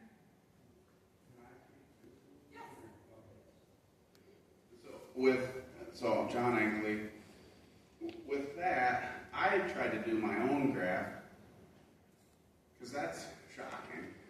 And it makes us look as a community like we're not putting, I guess I took offense to it, because I feel like we're all proud of this school, and we want to put our time in, and we want to put our finances into the school. So I separated that down to how many kids are in the district, and then I compared it to all the surrounding schools. So throw that other graph up there where we're way down on the bottom. That one was extremely insulting. Yeah, that one hurts, guys. Because if I look at our local tax burden, meaning how much money I don't care how much we're being, like the percentage, the 6.2, that's a word salad to me. I want to know how much we're contributing as residents per student in this school. And how does that compare to, whether that be Pioneer or whatever else. So I'll give you, Randolph is at $6,435 per kid. That's what we do. And I granted that it's a small percentage as far as, I think we're $33,000 for tuition or something, or in that range. So our local tax contribution is minimal compared to the grand scope of everything you guys have to figure out. But Falconer, so we're $6,435. Falconer's $5,381. Portville's $5,125. Pine Valley's $5,200. Little Valley $6,000. That's not 141 districts right there. This is showing that we're cheap in our district. And I'm saying, as a local tax contribution, we are giving you guys the money. And maybe we can do better. I'm not saying this is going to be a no, but that's insulting. We're giving the money per student, and we're asking you guys to figure out the rest of it. Like everybody else is doing. That's not where I was going, but I appreciate it. I agree, and that's part of the reason why I looked into this, because I don't work on a board, I don't own a farm, I don't do anything other than like my own stuff. But when I saw your newsletter, I was like, oh my gosh, that's not the newsletter I've seen before. I get your newsletter every year, and I read it, and then I just go about my merry way, and this one sparked my interest because it just focused on the state park and that assessment, and I don't know if anybody is aware, but all of our municipalities are getting reassessed right now. Randolph's up this year, Cold Spring's up this year, Cattaragus going to happen. Leon's last one was in 2011, Noble was in this year, Red House is this year, and South Valley was 2004. So we're getting reassessments too as a municipality. So were you anticipating, like with our full market rate coming closer to our assessment, were you factoring that into the budget and the higher increase? Because that makes the anticipated levy even higher. It's not just what it is, our value now, but our value next year is going to be substantially higher. You know what I'm saying, right? Not misunderstanding that? So I'm going to try to repeat what I think your question was. You took a look at your own property taxes. No, I looked at the GIS website, You looked at the like the whole GIS. county and all of the municipalities. In all the municipalities. And we're talking still about that line graph question you started with. Kind of more in the sense of, well, yeah, because that's the dollar amount that's levied, but this is more on the, when they do the assessments, we're getting closer to our full market value. We're no longer having that lower equalization rate, which means we're paying more, like our parcels are going to be worth more money, which means this higher tax rate, or lower, whatever it's at, is going to be on a higher dollar amount than what it was 2024 or 2025, whatever data you're looking at. So whatever rate we come up with this year, in 2026, that $6, $8, whatever it is going to be against a house that was, $120,000 this year is $150,000 next year. Okay. You know what I mean? I do know what you mean, and I think I have a good answer. Okay, good. I hope. That $6.29 is already based on what your property would be if it was valued up to 100%.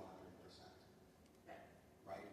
So I'm not an assessor. I'm not doing a reassessment. I don't want to play assessor. If your house gets reassessed, your tax rate that you see on your tax bill is going to drop to that. So our property value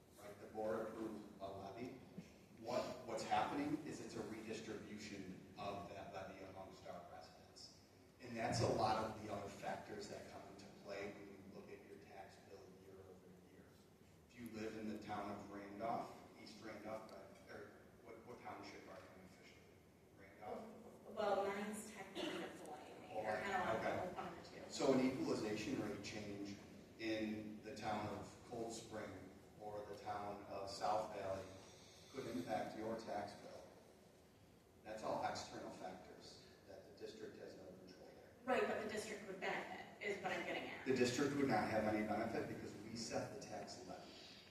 Right, but if the assessment's going up, if that's going up, it's going up. You know what I mean? Like, we can't negate that. We're going to get more money from it. I think the only response I can give is the district sets the tax levy each year. Okay, that's good. I understand. That's what we collect. What happens with the assessments, what it doesn't benefit the district. So, I but you're understand what shooting the thing at New York State, that New York State got assessed, and it was assessed higher, and we benefited substantially, and that's what's gonna happen to the houses in the districts. They're going up, the property values are going up, the assessments are going up, and just like Red House and 20 whatever it was, that went up. You know what I mean? Like, that's what your whole pitch was on Red House. What your reassessment does is just changes what you pay as far as the portion of that tax levy. It will also change what somebody else pays. When Red House got revalued and went way up and they started paying way more of the levy, we did not get a single dollar more out. We still had our exact same levy. Well, yes, No, so we will not get any more money. raise our levy. If we raise our levy, we get more money. That's where that line stays stagnant right there.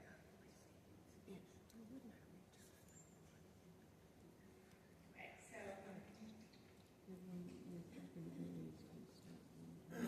Sorry, too long.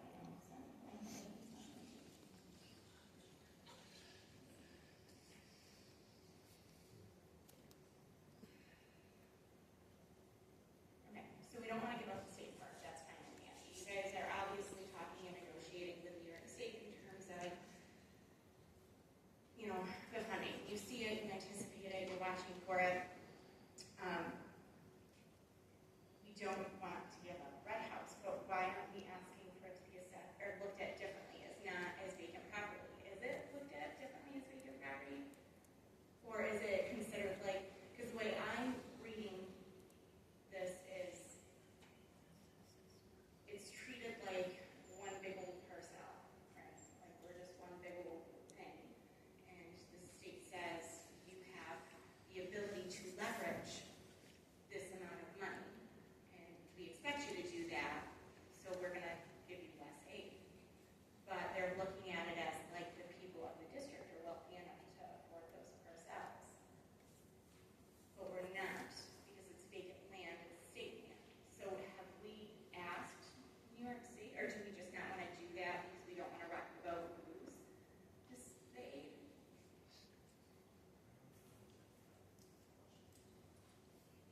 The way the state park is assessed, we have no control over. Right? We're largely passengers in that trade.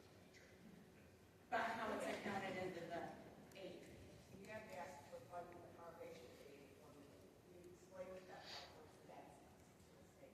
When did you last? Um, When was the last time? often. I don't know, I'm leaning forward. And the New York State parks pay taxes just like everybody else. We get a check from New York State. So how it's treated, I don't know whether it's vacant land or not vacant land, how that goes. They pay their piece. The interplay with our foundation aid formula is because of what happens when they're valued so high and it drives everybody's tax rates down. It makes us appear as if we are wealthier. So then we are expected to contribute more. And it's not necessarily wrong in that if you take a look back just a few years ago when we were paying $10 per thousand, if we had all continued to pay $10 per thousand, we would have way more money than we did, so then we would be much richer than we appear to be. It's the fact is, the residents who are not in that Red House area, the taxes went down, they paid less. The state knows that we should be paying this much. And if I'm understanding it correctly, part of the reason for the levy increase is because we don't want to rely on state aid. We don't want to be reliant on state aid. No, we get state aid. The state aid has been capped because of the way the formula works with the factors that are in it.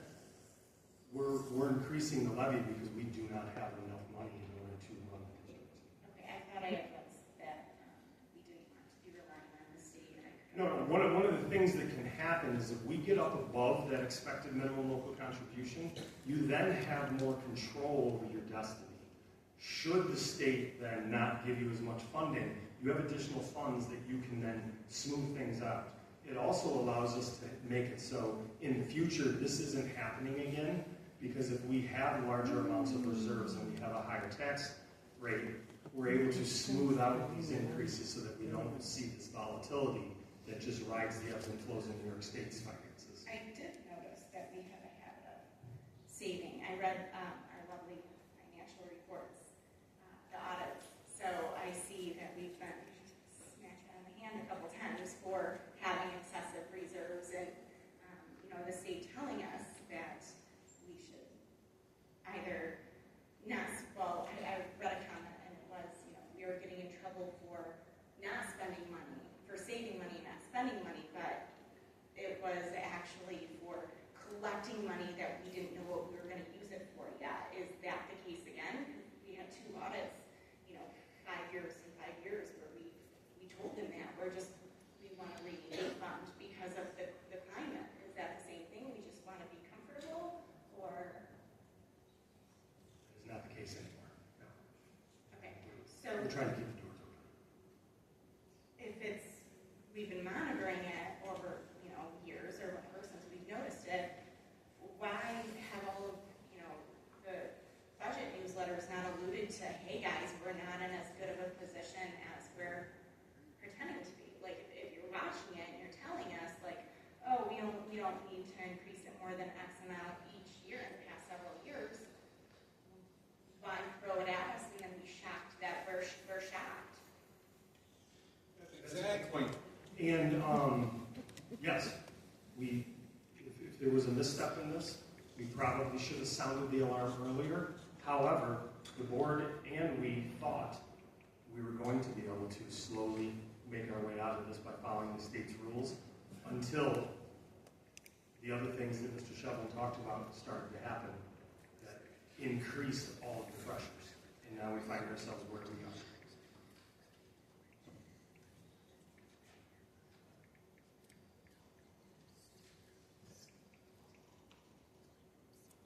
For the uncertainty that we're alluding to, you had said it would be catastrophic to go to a contingency budget. And I've noticed, literally, I scoured every paper. It's important, I feel.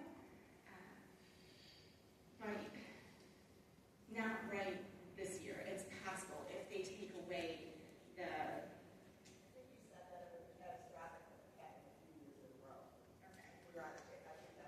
Okay, so Contingency budget a few years in a row, pretty soon the state says, okay, you guys aren't going to do this anymore. thank you for specifying that, because the thing that I'm hearing from a lot of people is, oh my gosh, next year they're pulling sports, we're not going to have this, we don't have these services for my special needs kids, we're not going to have coaches, we're not going to have band, we're not going to be able to put on a performance, we're not going to have people at our, auditorium, we're not going to have public coming to do this. That's fear-mongering in my mind. None of us have said that. That's No, people talking, but- and we don't know. We're waiting to see if this budget, we have ideas, but we're waiting to see if this budget, this revote passes, and then we don't have to do it with this contingency. All those things are a possibility.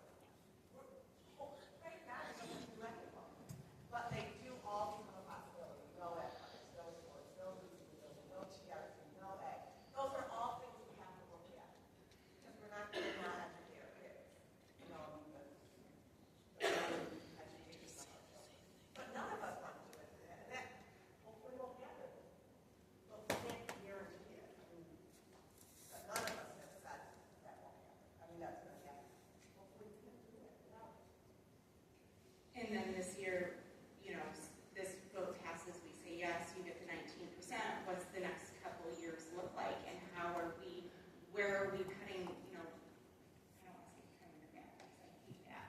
But in the revised budget, we took $200,000 off of health insurance or something. What are we looking at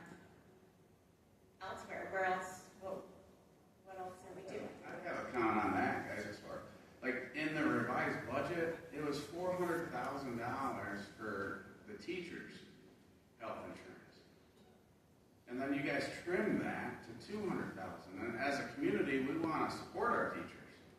We're questioning where else is the fact. So how could we go from 400 with health benefits to 200? And is that what we got in trouble with when Monopoly came in 2020 and slapped us on the wrist a little bit that in the very first page of that audit, we are over budgeting. So how could you just knock off $200,000? Because guys, it was $12,000 to have this vote. 39%. That would never pass. I guess I'm hopeful this is going to pass, but kind of not with the rhetoric that's going around. So I don't know where we're going to go, but if we're trying to save money and we don't ever do that again. Don't throw $12,000. We might as well give it to a teacher. That's crazy.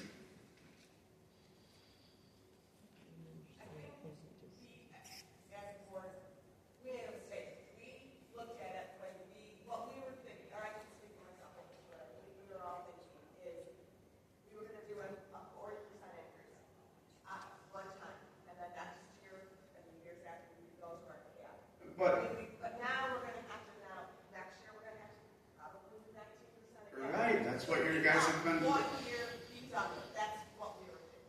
Go in once. But what I'm saying is if our local community is chiming in with what we're giving, regardless of if you guys want a Kamala Harris word salad that we're at a low tax rate, we're giving this district per student comparable to every other local district.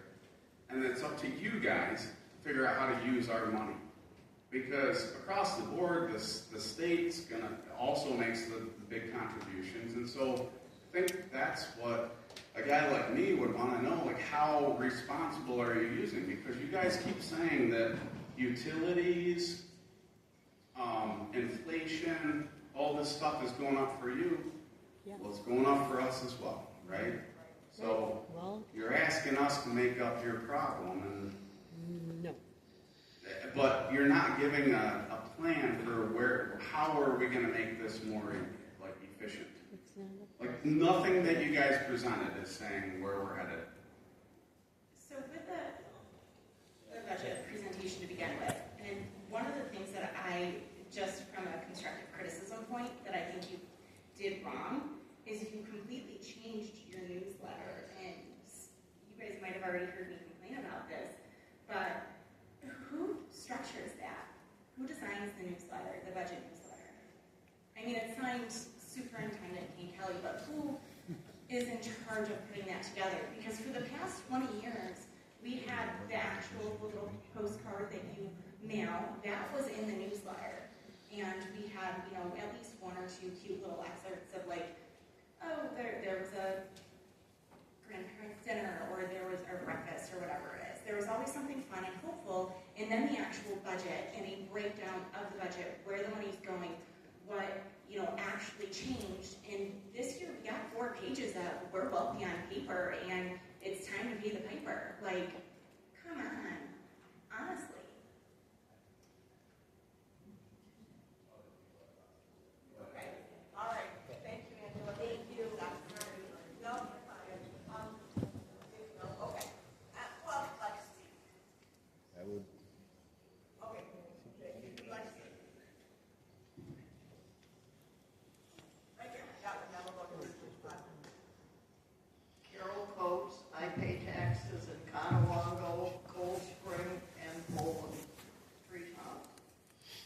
I'd like to ask, what state mandates have impacted badly on our budget?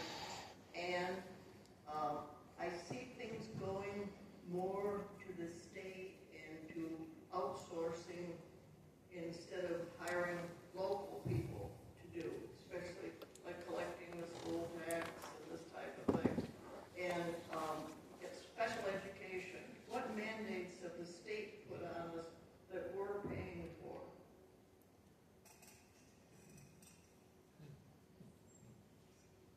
That's a large question.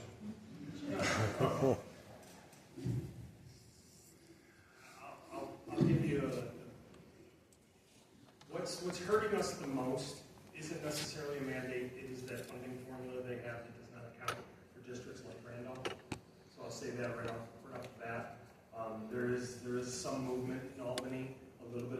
appetite to make some adjustments to that. The unfortunate part about any time those initiatives are undertaken, they're highly politicized, and there's a lot of special interest across the state, and a lot of the power does not rest in the small rural areas of New York State, so they often don't end up kind of swinging in our favor. But if you were to point to a mandate that really negatively affects smaller, especially smaller rural school districts, it would be the level of special education mandates that New York State places that are above and beyond the federal levels. And it is not to say for a second that we don't value the special education students who go here, because we don't take great care for them, and we don't want them to do well.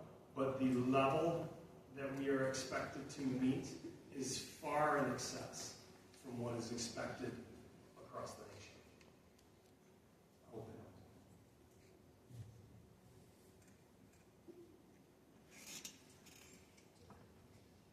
helps. I'm Bill Wadsworth. Oh, not loud. I pay taxes in town of Cattaragus and in Randolph. A couple of questions for you. The budget itself. Okay, who is the team of people that puts the budget together? It would be the people sitting up here. Okay, so all of you are involved in every step of this, each line item putting the budget together. So there's a group of people that works on the budget. That's the question. Yes, there is. Okay. The student population here, 772 kids. How is that over the last 5 years or so? Where's that population at? Higher, lower, remain constant? We have seen a slow incremental decline over probably the last decade, but our decline comparatively, and I'm gonna quantify this because I don't have the numbers in front of me and I haven't done research, but I feel I could get you specifics on that. For the most part, we have not declined as fast as many, but we have seen a decline in student population. 10 years, percentage. 10 years, we had 9. The highest number was 937, 917, 888, 894, 889, 876. There's What's the first one? What was the first number? well, this is going back 12 years, but 937 12 years ago, we had 937 students with 85 teachers. with 85 teachers. Now we have 86 teachers, and this is coming off the New York website. And it's saying 760. Okay, so that's 760, that the state, the New York State website, and we have 86 teachers now. Okay. So Same one amount of same amount of teachers, teachers, 180 class. 180 kids less is what Dr. Ridley is sharing. Okay. Thank you, John. Okay, next question. The reserves themselves, or the fund balance, okay? I noticed that the list, the fund balance was some $3,297,000, right? But that was as of June 30th, 25. What is it currently? And what are those funds at, Jerry? Yep, so currently, we'll talk where we expect it to be on June 30th, 2026. Yeah. Um, Today's fine. Yeah, we moved, we shook, we financed some expenses. We should have about the same level of fund balance at the end of this year, or maybe slightly lower, maybe a $200,000 or $300,000 deficit, not a $1.5 million deficit. That's the result of financing expenditures, reducing some positions, trimming supplies purchases, and things like that. Our real threat is our expenditures coming due next year, in the year after, in the year after. Yeah, understood. Who sets that number? How do you come up with what is the need number for a fund balance to have? And second part of that question, in that fund balance, I'm sure they're in relatively protected funds. I mean, are those funds earning they're earning interest? Correct? So what is the mean number, like what is the ideal number for the fund Yeah, how balance? do you come up with that? Yeah, that's a tough question because there's no good or right answer. And it Okay, takes- so there is no formula, so to speak, of No. New York State says that your unrestricted fund balance should be 4% of your district's overall budget. In terms of those restricted reserves, New York State basically says you have to have some logic behind what it is. We might say our workers' compensation reserve is valued at 2 years' worth of expected workers' compensation costs, something like that, as long as you have logic behind it. What was the second part of your question again? Where are the funds at and how are the funds, are they earning? Yeah, so Are they districts, earning money? thank you. So school districts are really restricted in what they can do to invest their funds. Up until COVID, interest rates were like 0.1%. But over the last 3 or 4 years, we negotiate with our bank to keep them in a mutual funds account, savings account.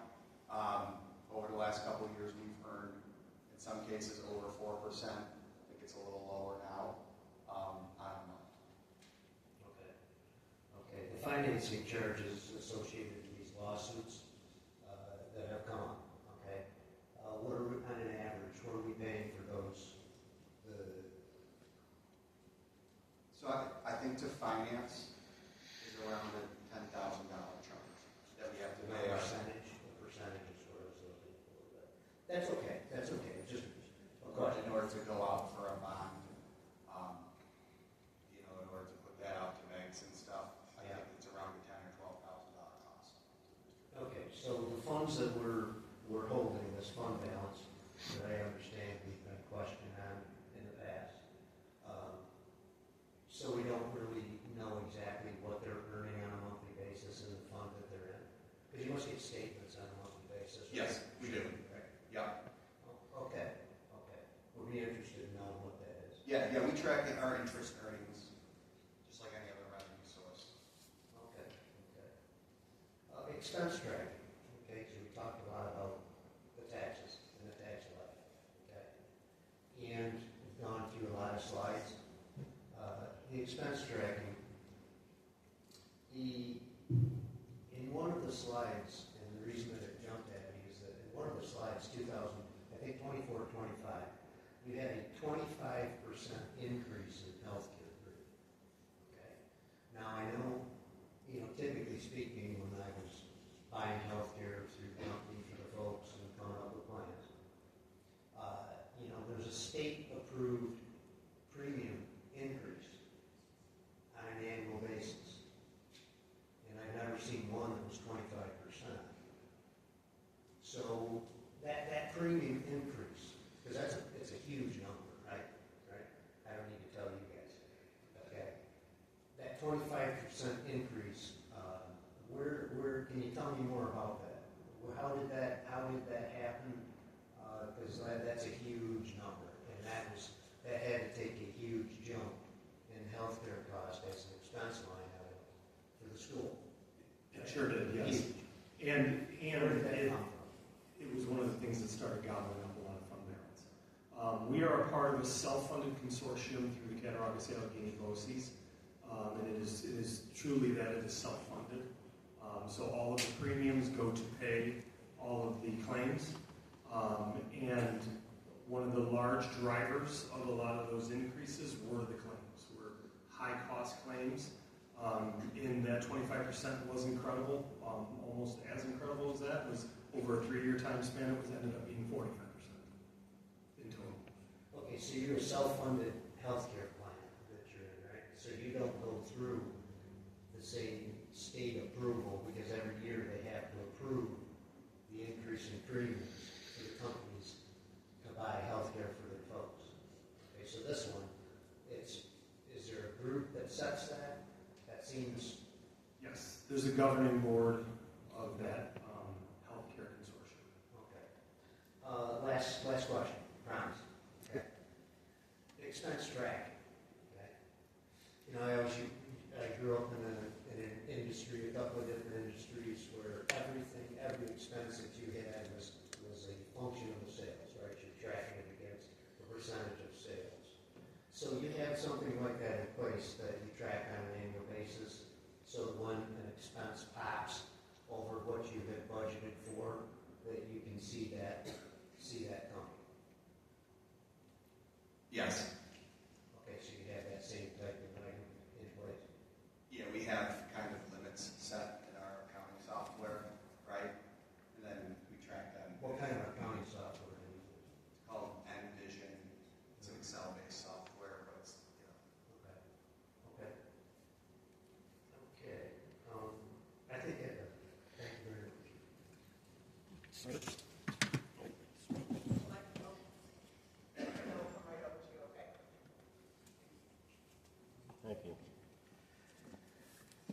I didn't bring any graphs or words there. Could you state your name, please? My name is Randy Barton, and I pay taxes in the town of Cold Spring. Thank you. You're welcome.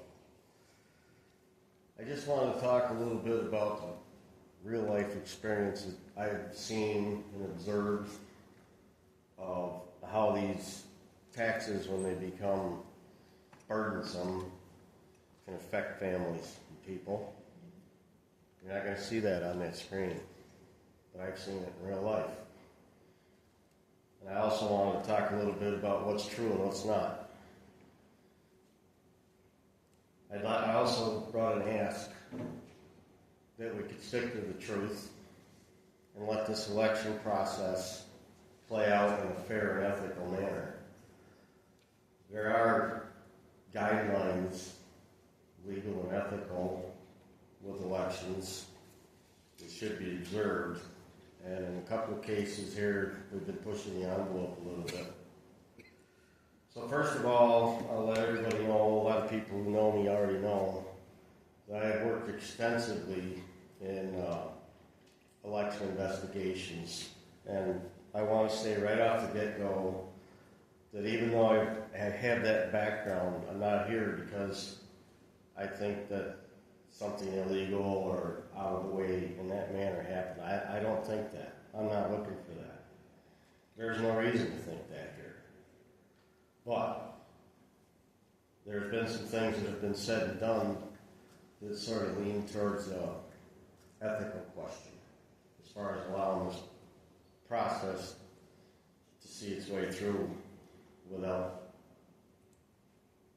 well, strong arming, suppression, whatever word you'd like to put with that.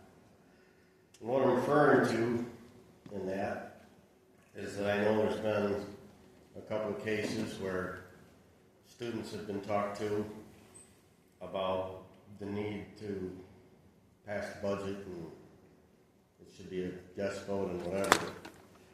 And that's pushing the envelope a little bit there when an authority figure talks to students and tries to get them to lean one way or the other. And again, I'm not saying that anything illegal took place, but it's a little bit questionable on the ethics when we start trying to use authority figures to push people into seeing it or vote in a particular direction. So there's that. And secondly, some statements were made that hit the Buffalo Evening News and a lot of papers around that I find particularly offensive and untrue. And that would be referring to the Amish community. I work very, very closely with the Amish community. I know a lot of them. A statement was made that would insinuate that the budget, everybody pretty much liked the budget. It's, everybody thinks it's great. And I would like to say right now that I don't want to see the school underfunded. I went to school here. I think it's a great school. I don't want to see the school go through hardship or see things cut. I will say that. However, the insinuation was that the budget would have passed, except for the fact that Amish were brought in, and untold hundreds was the number thrown out there. And they were brought in just for the purpose of torpedoing the budget and shooting it down. That is not true. I FOIL requested the vote from the last vote that they had on the budget. And we'll know the facts, because we deal in the facts. when you've done as much work in the elections as what I have, we've been working at this for 5 years now. This gentleman right here is also a member of our group. We're in 35 states now. We started out in New York State with a handful of us, and I won't go on about that a lot because this isn't the time or place for it. We have studied the elections, myself and my colleagues, for over 50,000 hours accumulatively, and we know what the problems are, and we know ethics, and we know what's not right. And so the insinuation that they were just brought in because apparently our Amish members are mindless robots that are just coming in and being told to vote it down, and they're just like, yes, sir, okay, we'll just go vote it down. That's insulting, it's condescending, and it's not true. They weren't trucked in by the hundreds. I brought in a couple of my friends myself. They were brought in sporadically here and there. There were hundreds. And when I get the numbers from the FOIL request, I will be able to back that up. And the other thing is that insinuating that the Amish vote is what killed it, also not true. When I get the numbers, I believe that I will be able to prove. I can't prove it right now, but I believe we will be able to. That would have been voted down if we had not had one single Amish person vote. I believe that's what that will show. But I can't say that categorically right now, but I believe that to be the truth. But the thing of it is, even if they were trucked in by the hundreds, they have the right to vote just the same as everybody else. And to lay it at the feet of a particular group of people in a community that they did something wrong, or they didn't have as much right to vote because they don't believe it said don't have a vested interest, is unethical and not true. They have every much as right to vote as everybody else in this room or anybody else in this district. And to insinuate otherwise is very arrogant and not true. And it also has an effect of suppressing the vote, which there is such a thing as vote suppression that is illegal, and I'm not suggesting that. But I will tell you that the effect that those statements had on the Amish community is realistically has an effect of suppressing the vote. Not rising to the level of a legal issue, I'm not suggesting that at all. But it's real life, because the Amish are very much, they're very reluctant to get involved in anything with politics, the process, anything controversial. They don't want to do any harm to their neighbors. It's their beliefs. They don't like to get involved. And so the only reason they come out like this is because of the hardship that it's going to cause, and I'll speak to that in a minute. They came out because it's kind of an existential threat to some of them. They're not going to be able to do it. It's a hardship. It's a real-life hardship that I've seen with my own eyes. I've felt myself. And so they have a vested interest. They get a tax bill like everybody else. They don't even send their kids here to get no benefit from paying that tax because they have their own system, and yet every year they shut their mouth and they pay their tax. So to suggest that they don't have as much right as everyone else to vote, or that they don't have a vested interest, is insulting to the nth degree. And it does have a suppressing effect, because they don't want to be viewed that way. They're looking at that like, geez, we finally came out to express ourselves and we're getting slapped down, we're getting shamed because we've caused harm to the community, or we've done something wrong. They're very sensitive to that. That is realistically somewhat suppression. Again, I'm not speaking in terms of legally at all. But there's real world effects to comments like that. And it's unethical. So I just want to really stress that. And the other thing that I want to say is the hardship factor when you have a jump that huge. You have to, common sense should tell people that when you come at them with a 39% increase, that number one, this is not a rich community. Not everybody makes six figures here. These are hardworking people. The Amish Myself, a lot of people have large acreages. And it's going to be a hard hit. It's going to be hard to do. There's some people that can afford it. That's fine. But there's people who can't. And I'll speak to that from a point of view that I have personal knowledge of from my life. I don't just spend all my time chasing elections. I spend a lot. In the last 5 years, I've been to Europe. I've been all over Canada and the United States on this issue. We know what we're talking about. We know what goes on. But I'm also a logger. I'm just a regular old guy that goes out in the woods to make my living. I've been a logging contractor for 40 years, and I've seen the effects of what the tax burden can do to people over all those years. And when you get a 39% jump like this, it's going to be brutal for some people. They cannot afford it. And so I've, for years, working with my Amish friends, I've seen those people struggle and struggle and struggle and stress to pay the tax burden, no matter what it was. This has been going on for years. I see those guys going out there and they have seasonal work and they try to go out in the winter and buck that money up, and the things that they have to go through to do, it's real.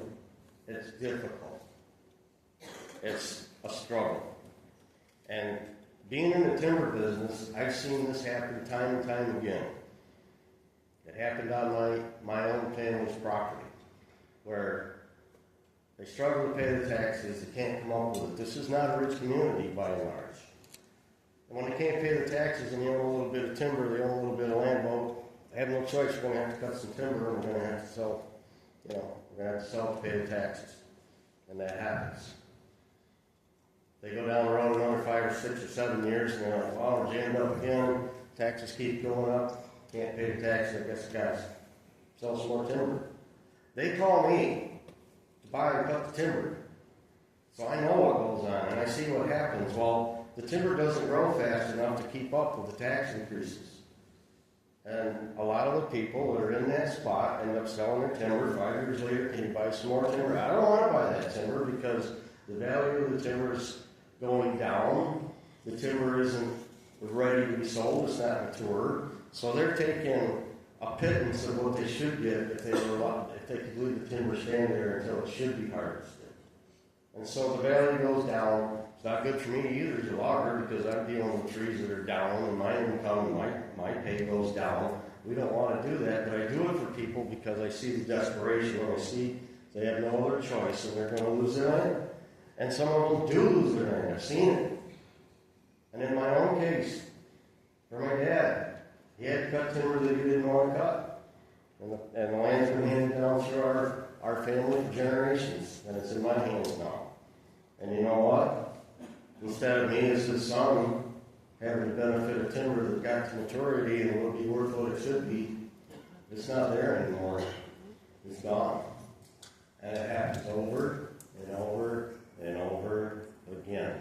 And I've seen people cut the timber, 5 years later cut it again, 5 years later cut it again. I've seen it because I'm the guy that's gone in and cut it and buy it when I didn't even want to. And then sooner or later, they just can't do it and they lose their land.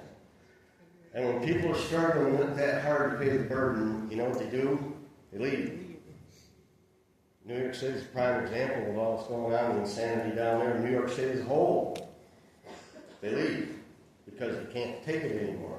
And when they leave, for us people who choose to stay, it makes it that much more difficult for us because the burden gets heavier and heavier on those of us who stay. And so there's real world consequences to something like this. And I'm not by any means suggesting that I don't want this school to be healthy financially and strong. It's a great school. I went here, I've always loved the school. But surely there must be a better way to handle this than to offer out a 39% jump all in one jump. And you're talking about doing something and that's good, but well, like the gentleman referred to, it's a waste of money to put an election out like that. You had to know that people were going to reject the 39% budget, and then to go out and say that, well, most people liked it, just the Amish came in because they were trucked in to tore people down. That's just plain not true, and I intend to prove that. It's not true. So that kind of rhetoric needs to stop. I'm asking for that kind of stuff to stop and allow the process to play out fairly and ethically and let the cards fall where they may. That's my ask.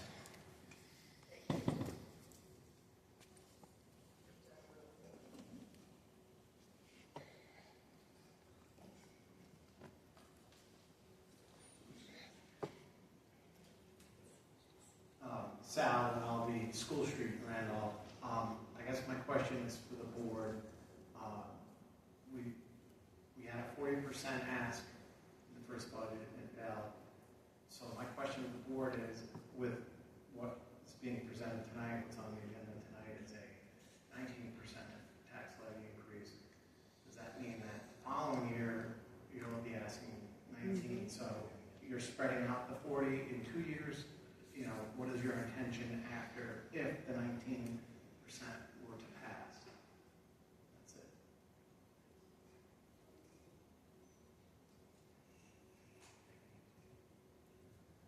So we maintain projections out, right? The 40% increase would have been enough to get us to stable ground to move forward. Short answer, 19% will maintain programs next year. A lot of things happen between now and a year from now with costs, things like that. But I think that people could expect to see a rather large increase proposed again next year if 19% is approved. To what level? Because you guys have talked about that yourselves. So throw it out there. You said 20 in your own meeting. So, 20 and then probably another 20 if I had to sit here. Yeah. Yeah. Honest and forecast it, but Yeah. we gotta be transparent. And we had that, we made that mistake. We thought we'll be 40, we'll be fine, we'll go back to 2%. We looked at that, you did that wrong. If I'm saying that we're putting in what other schools are putting in from our own tax burden, what are you guys putting in? Because you want 20 and then you want 20, like what? Nothing that you said today, other than you told us your problems of your levels going up, but everybody else has those as well. So what's the plan to start talking back? It's tough. I mean, you're not going to be able to answer it, but you've got to think 20 next year, probably 20 the next year. And realistically, And then 20. the level of cutting that can happen has happened. There is not much fat to trim, so to speak. 5 minutes. 760 kids. And then we had 937 kids, and we had 85. I don't want to quit, but something's not right. Those are difficult comparisons also because a number of the staff that have been added have been through our restructuring of our special education program, bringing kids back in-house, and hiring teachers to fill those rooms, because by hiring those teachers, we're able to reduce the overall cost on the district. And a lot of these rooms are not just hiring one teacher to put into that room. There are sometimes 4 or 5 adults in that room. So it does throw off some of those numbers a little bit when we do those comparisons. I'm sorry, I can't hear you. The AIS rooms that Okay, get the you grant. have a microphone coming in, sorry. Just the AIS rooms that get grant money from that and that chart as well, so it is being grant money in for the increase of those teachers for those services. So even though you have a lower population, and I understand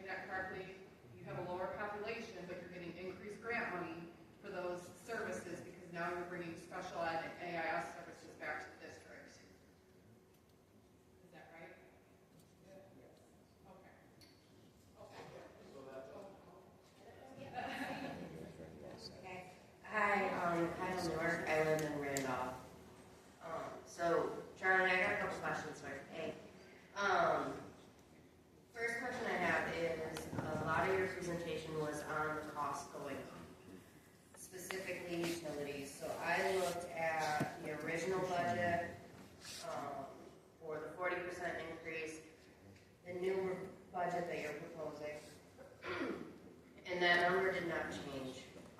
However, my question is, it's about 1.47 million for that line item that would hold your utilities for the building. Now, the year before that, it was 1.3 million. So why are you only budgeting $160,000 more for your utility costs when you're saying they're going up so much? So utility costs are volatile year over year, really hard to predict. And so we try to maintain some levels of contingency in that. The best answer I would give is last year there was probably a larger level of contingency so that it can stable off the direct impact of the budget for this year. Okay, so you don't think you're actually budgeting less than you should be for that? You think that that's pretty I don't, but I think I'll speak for it, and I know it's been brought up in board work sessions. That budget line item is very tight. Right. Okay. So it's potentially, you'd have to dip into that fund of your fund balance, if that's where you would get that money from. Yeah, ultimately, if let's say electricity just went out of control, Right. we still have to keep the lights on. Absolutely. Right, and so we have to pull that money from somewhere else. So it would come from that fund balance. And that cushion isn't as cushioned as it has been. Okay. Another question I have, so again, looking at the original budget, the new budget, and trying to just do quick calculations, I want to say, especially somebody who was not paying attention initially, and honestly, I wasn't even here when the first budget vote happened, so I didn't vote yes or no, and I'm now just getting involved. But I also probably would be one who would say I was misinformed. My first initial thought looking through the budget, because of how top level it was, is your debt increased from $469,000 to, in the original budget, 2.76 mil. So a lot of people, Facebook backs, went to, hey, we did a bunch of capital projects, did we not get the state funding that we were supposed to get? That's what caused that. So I think a lot of that had to do with why the initial budget probably didn't get passed, because of that information going around, and I'm also guilty of jumping to that conclusion because this information was not provided initially as far as I know. From what I tried to dig into on the school's website looking to get information, and I could not find it. So now your new budget is saying that you want the debt to be $2.38 million. So where are you getting that $375,000 cut? That is from reductions in debt that we were hoping to pay down related to the Child Victims Act claims. Okay. That we are now going to push down the road another year. Okay, so that reduction is 100% related to that. okay, and that's what I thought. So with that, getting on the CPA settlements, so the total cost of the school was $1.8 million, based off of your slide up there. And with the interest on that, so that's initially what is driving this debt increase, which is causing the budget to be so much higher this year compared to last year. So are we looking to try and pay that off within a year or two to save ourselves on the interest of that? Because regardless of how you feel about the budget itself, it's the way it comes down to is it's money we had to finance. There's nothing you can do about that. It's money the school owes. It has to be paid back. Somebody's got to pay for that. Hate to break it to you, it's coming down to the taxpayers. So from a finance perspective, I would think you would want to pay that debt off as soon as you possibly could to save yourself on the interest. So how How long are we looking to pay that off?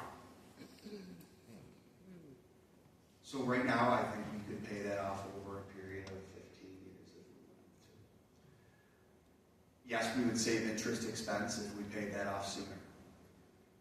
School districts get really good rates on financing, to the point where we pretty much make the same amount of money on our stagnant cash that's in our mutual funds, right around that 3.75 or 4% range. That's what we're paying in interest as well. So we'll pay interest expense, but in theory, we should see that amount in interest revenue. Now, it doesn't help if we have to spend all that cash on other places when we don't have it in our bank account to earn interest on. Okay. If it's just a period of cash here or there, or a question of cash here or there. So this may be a stupid question, but if we're not looking to pay that off in a year, why did your debt increase from 400,000 to 2.7 thousand? Like, the way your budget is reading is that your revenue and your expenses have to come to zero. So you're doing a zero budget. So it looks like you're trying to pay that debt off in a year if you're putting it all on in 1 year. Yep, so we were trying to take, so next year we're going to have that surplus of, I think it's $583,000 more that we're going to receive in building aid than we're going to pay out in building debt. We were trying to use that surplus to get this debt paid off faster for next year. Yep. So we finance our capital projects over 15 years. And we pay it back over 15 years, principal and interest. Our building aid comes in structured exactly the same. We get aid on the principal that we pay, and we get aid on the interest that we pay. And that comes in over 15 years. And we work with a fiscal advisor who makes sure that our debt is structured.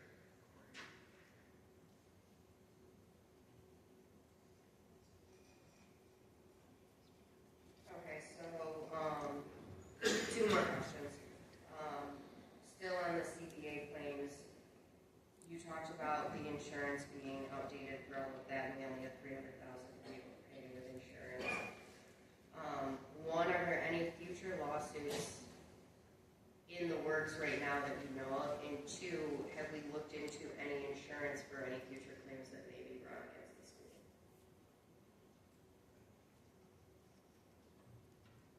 I'm going to knock on wood first. We do not have any, so we're not looking into that. I don't like saying that out loud. I'm sorry, I didn't hear. I was grabbing some water. You said, did we have insurance for future claims? So one was, is there any future lawsuits, which you said no, but then also, are we looking into getting any insurance in case that were to happen? We are fully insured as a district with liability insurance and any of the other insurances that we would need to have for any sort of issue that could come about. The real issue we had with this one is the insurance that we were relying on with one of those claims was from the 1970s, and the coverage limit was just so low because of when that coverage came out. I think I'll just add to that, those Child Victims Act claims were the result of a law put in place that eliminated the statute of limitations on when these claims could be filed. And so kind of an anomaly, or very unusual that we get a claim from 1976. We don't really expect that to happen again. Don't jinx it. I'm kidding, but we're talking here. Okay, last question, and this is not to do with the CBA claims. So when you go and look at the school districts online, a lot of them in New York State are actually paid locally. Why does Randolph pay their taxes to, why do we have to send that to a different state? And that was something that just changed within the past year or two, I think. Yep. So we use Community Bank. They're our bank, like downtown, our local branch. We do what's called a lockbox for our tax collections, which is very common. What it does is people are essentially mailing their checks directly to the bank for them to deposit into our bank account. It doesn't have to come in to a person who then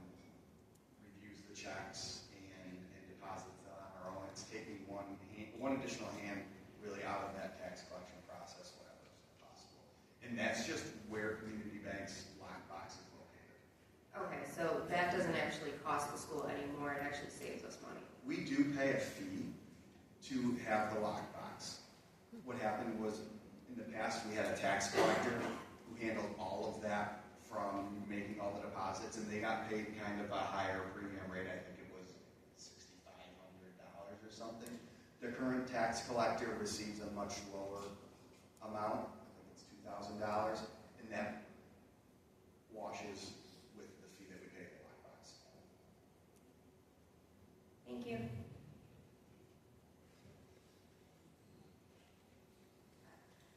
Virginia Miller. I'm grateful for this man over here. Now, you said this school is all about our kids. The kids are the ones suffering. Why did you guys take the auditorium over away from FFA tonight when they're supposed to have their big banquet if it's all about them? You took it away from them tonight, didn't you? You haven't mentioned on the calendar anywhere about FFAs. Anything but a card to school on Friday. Could have looked. Because I have kids in it. And the other thing is, if you're all about the kids, Mr. Kelly, your mouth sucks because mine are Amish kids that go to the school. You ought to be really disgusted with yourself. You should know your community who's here. Because those kids matter just as much as the ones with the high-class parents. So think about what you're saying when you make public statements. Because I guarantee you, I will have that family pulling in numbers you would never see.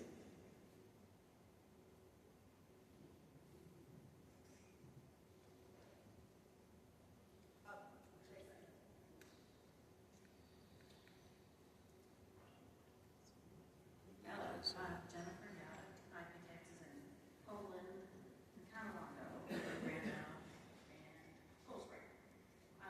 Just a few things. For the June 15th, I guess, work session, is that still on for the budget? Just the night before the vote, is that correct? Yes, we've scheduled the community forum for that evening. Okay. Yeah, just a few things. You mentioned this evening about the transient special needs student and in-house. Just clarification. And then sometimes it's like, okay, this is a burden for the cost. Other times, oh, we're getting more money from the state. I would like to see the school have a stellar special needs program. So if we're bringing in teachers, well, maybe there's a way to generate revenue from other school districts or have the teachers and the resources to help these kids.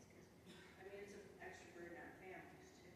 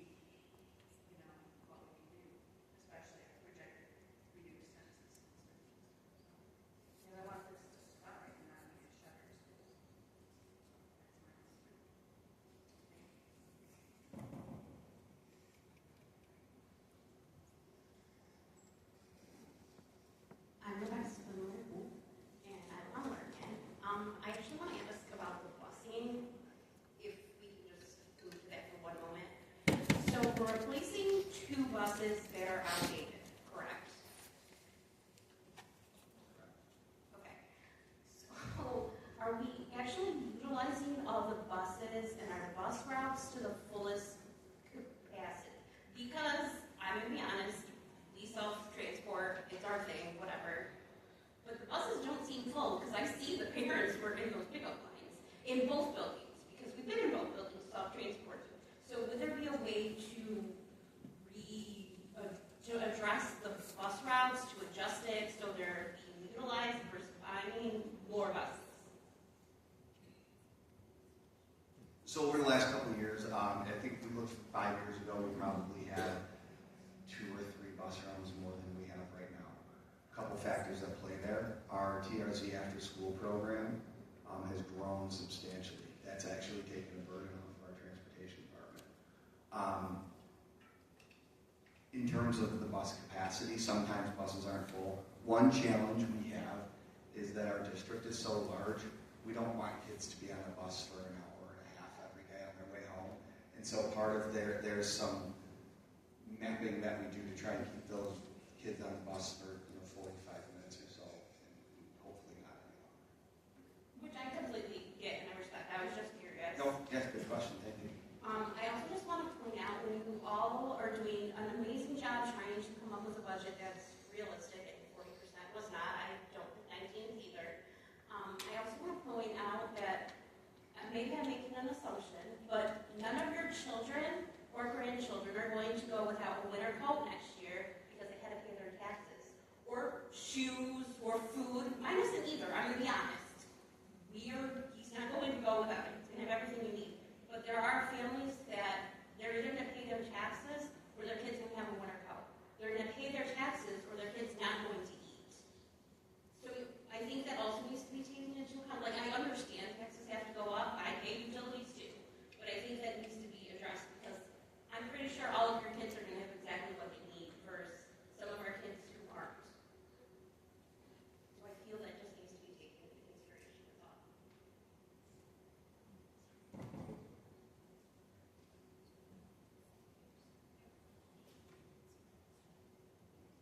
Hi, I'm Jennifer from Randolph, and I just have a really quick question. The letters we received from Mr. Kelly, did those go out to all residents like the budget information did, or was it only to parents of students? Because I have neighbors who did not receive them, and they don't have children in the school. I think there was a lot of information, and that should have gone to every door, not just parents. There are certain pieces of information that we're able to send out bulk mailing. Some of the stuff that has gone out through our parent broadcast system only goes to families or people who are in our system, but all of that stuff is being shared on the website, and we are sharing as widely as we can everything that's on the website, and the budget newsletter that is coming out will go to, because that's also a bulk mailing, will go to every single person in the district, not just parents, and it includes a lot of the stuff that has just gone out that only went to parents. Okay, because my concern is just a lot of our elderly neighbors, the Amish do not have online. A lot of our neighbors don't have Facebook to go on, to even know that there's been something that's been put on the school website. If we have the capability to do a bulk mass mailing, I don't see, especially when it pertains to the budget and everybody in the district, there's no reason that it shouldn't have been a bulk mailing. I see exactly what you're saying. We are making every effort to make sure that every piece of material that is going out, while the timing may be different for some or the way it comes, will go to everyone.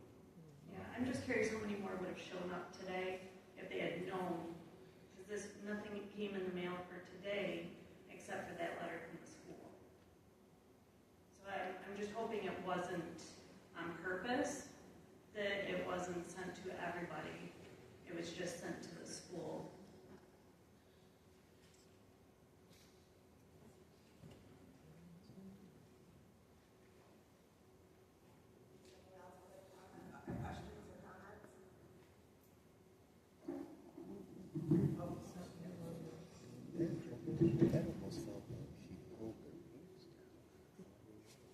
Could you just maybe put a little line on the graph but Frewsburg, Pine Valley, Cattaragus, Little Valley, Faulkner are the ones that are touching us. And just, I can't read from way back here where they are on that graphic. Maybe you could just point those out.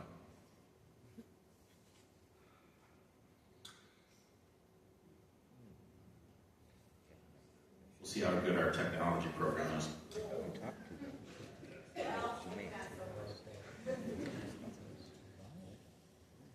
That's a neat looking photo.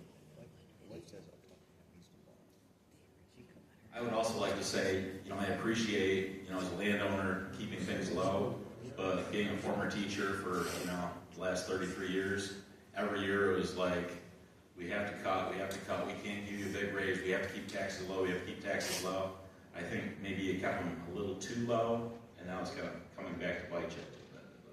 What were the districts that you were asking about? Frewsburg? Frewsburg is third from the top. Third from the top. Faulkner?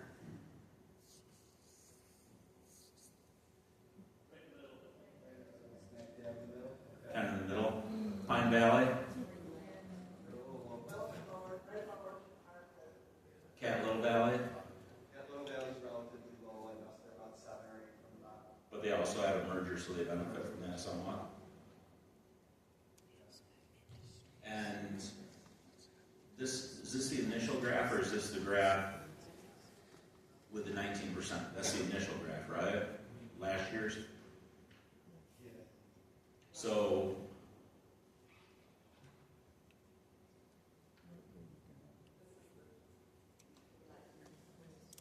that's with the 19%, and then just shows the arrow where it goes, and we're a little under Cattaragus, Little Valley, and still quite a ways below the others. That's making an assumption the other schools do not raise taxes at all. They likely did, yes. They're not.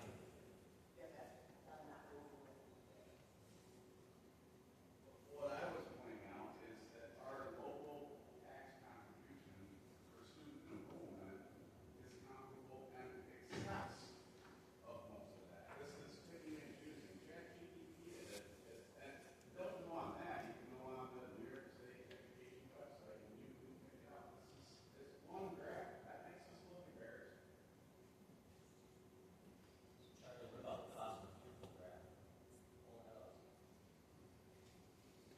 So I will tell you, John, the information from this chart was pulled from Excel file that we received from the Office of New York State Comptroller website. Yeah, well, I'm getting the same, but you can see how you can make any graph now.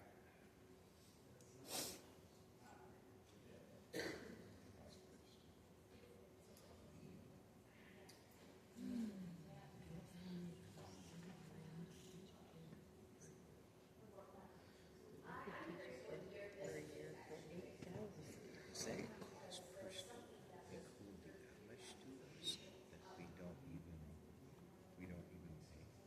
22,656. Are they considered students too? Or if they're counted in any of these?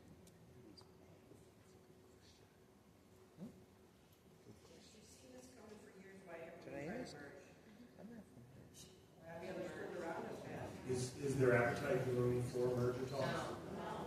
Because I know there would be in communities around us because we would be incredibly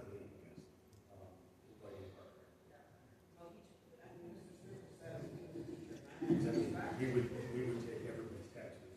The question is, if we saw this for years, why didn't we act more than we have? And also, we have to do this.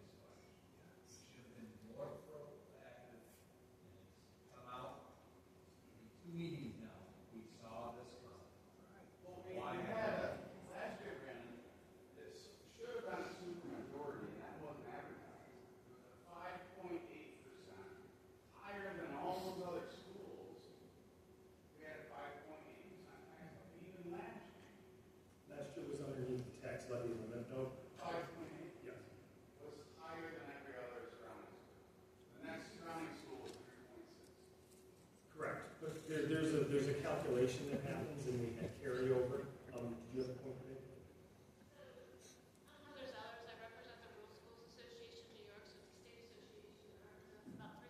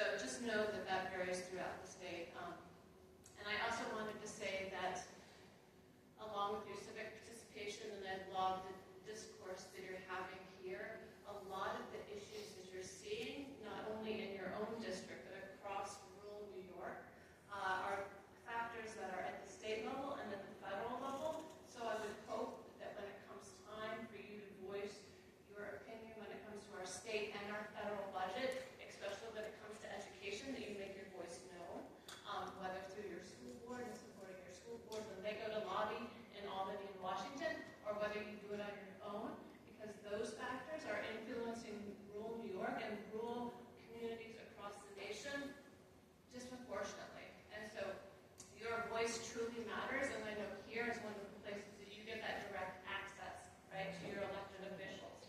And it's that, like I said, I'm really excited to see that you're here participating, but you need to continue to do that, because some of those title funds that they were talking about, perfect example when you're talking about your Title V, that is called the Rural Education Achievement Program, right? That is a set aside for your district specifically, and when that's under attack at the federal level because that program was eliminated, right? They're talking about holding it in, they're talking about all those things.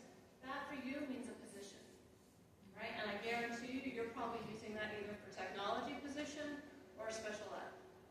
And those are your high needs students, right? And you do not want to see them lose those services. So like I said, this is a very complicated issue, and I'm really excited that you're here and participating, but this continues to go up the line. So if you want to continue to educate yourself, please do.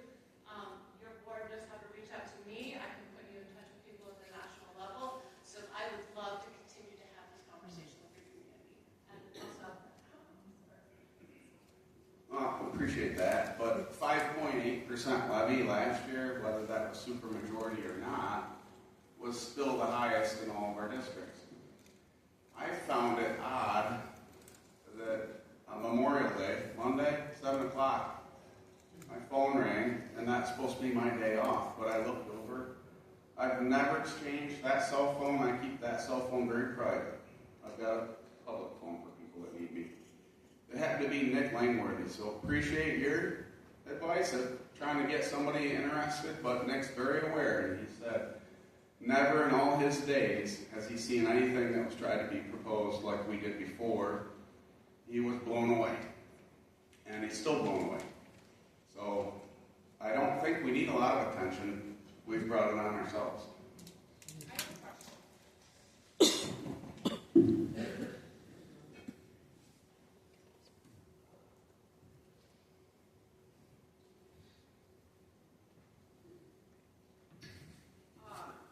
So just in regards to New York State standards on contingency budgets, I know that they set pretty clear rules and like you can't say for certain what's going to get cut, but I have been looking around and I did see like Bolivar Richburg just went under contingency last year. Right off the bat, they eliminated 8 teachers. Their elementary school size, or classroom size increased. And I do think that it's important to look at neighboring communities that have done that. It's how do you get out of that? I mean, I guess my fear is having New York State's hands in the pot. Like, we should be figuring this out at like the board level and community level instead of now having New York State come in and tell us how to do that is my big concern. But if that is our reality, how do you get out of contingency state?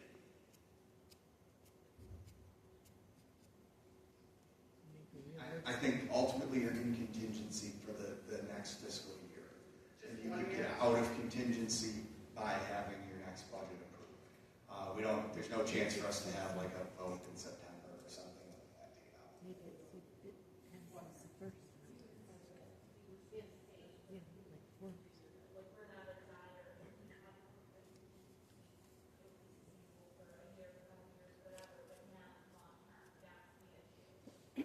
If next year's budget is passed.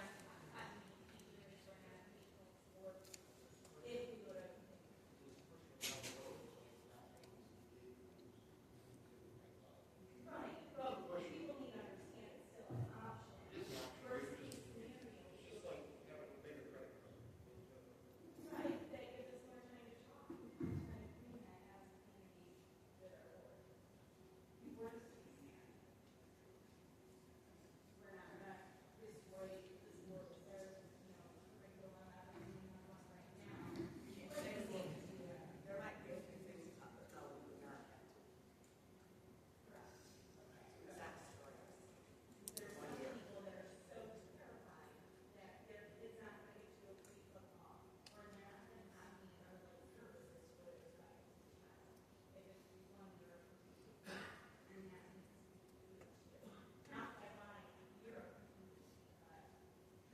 issue with the contingency, though, is that it is so prescribed, and the costs are not. So the board could enter into this with the plans to preserve all of those things, and if the costs rise, something has to go, and it would be those extraneous things.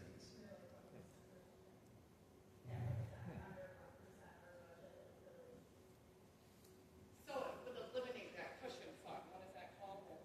The fund balance, you wouldn't have that to fall back on anymore, and then you're looking at teacher eliminations and program eliminations. Right? Yes.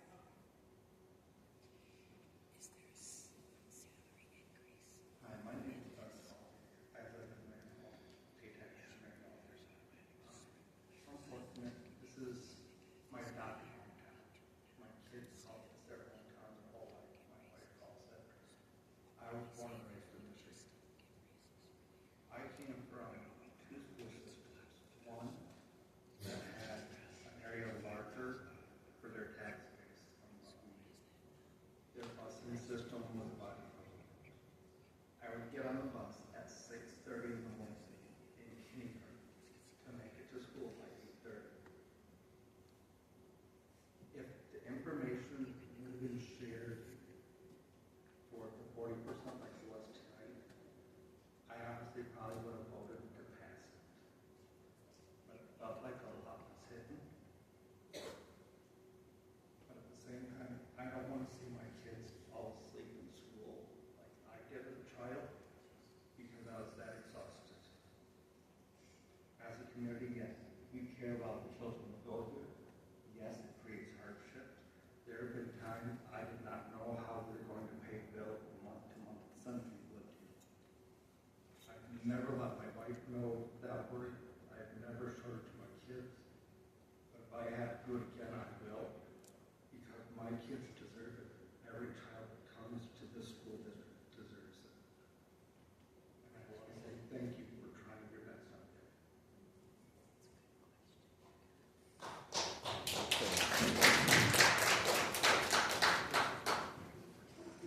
I have a question.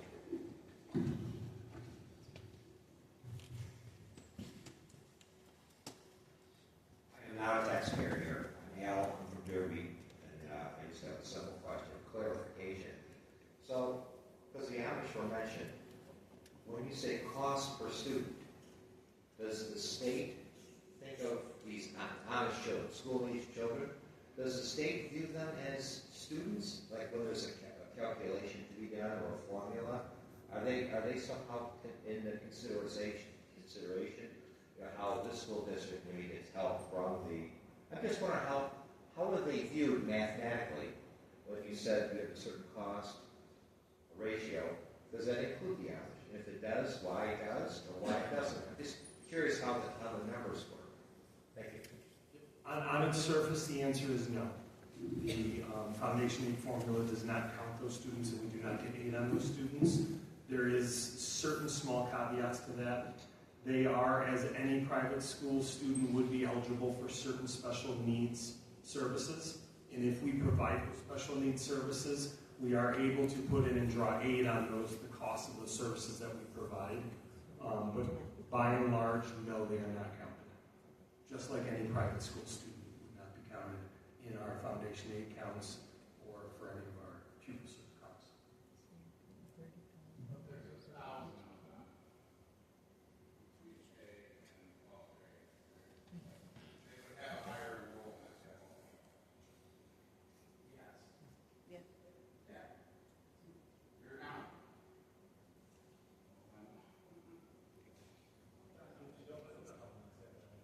There's over 1,000.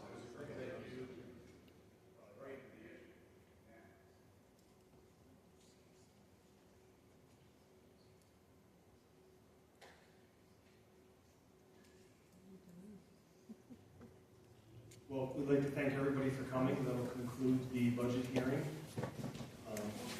Board members, we will have a brief meeting.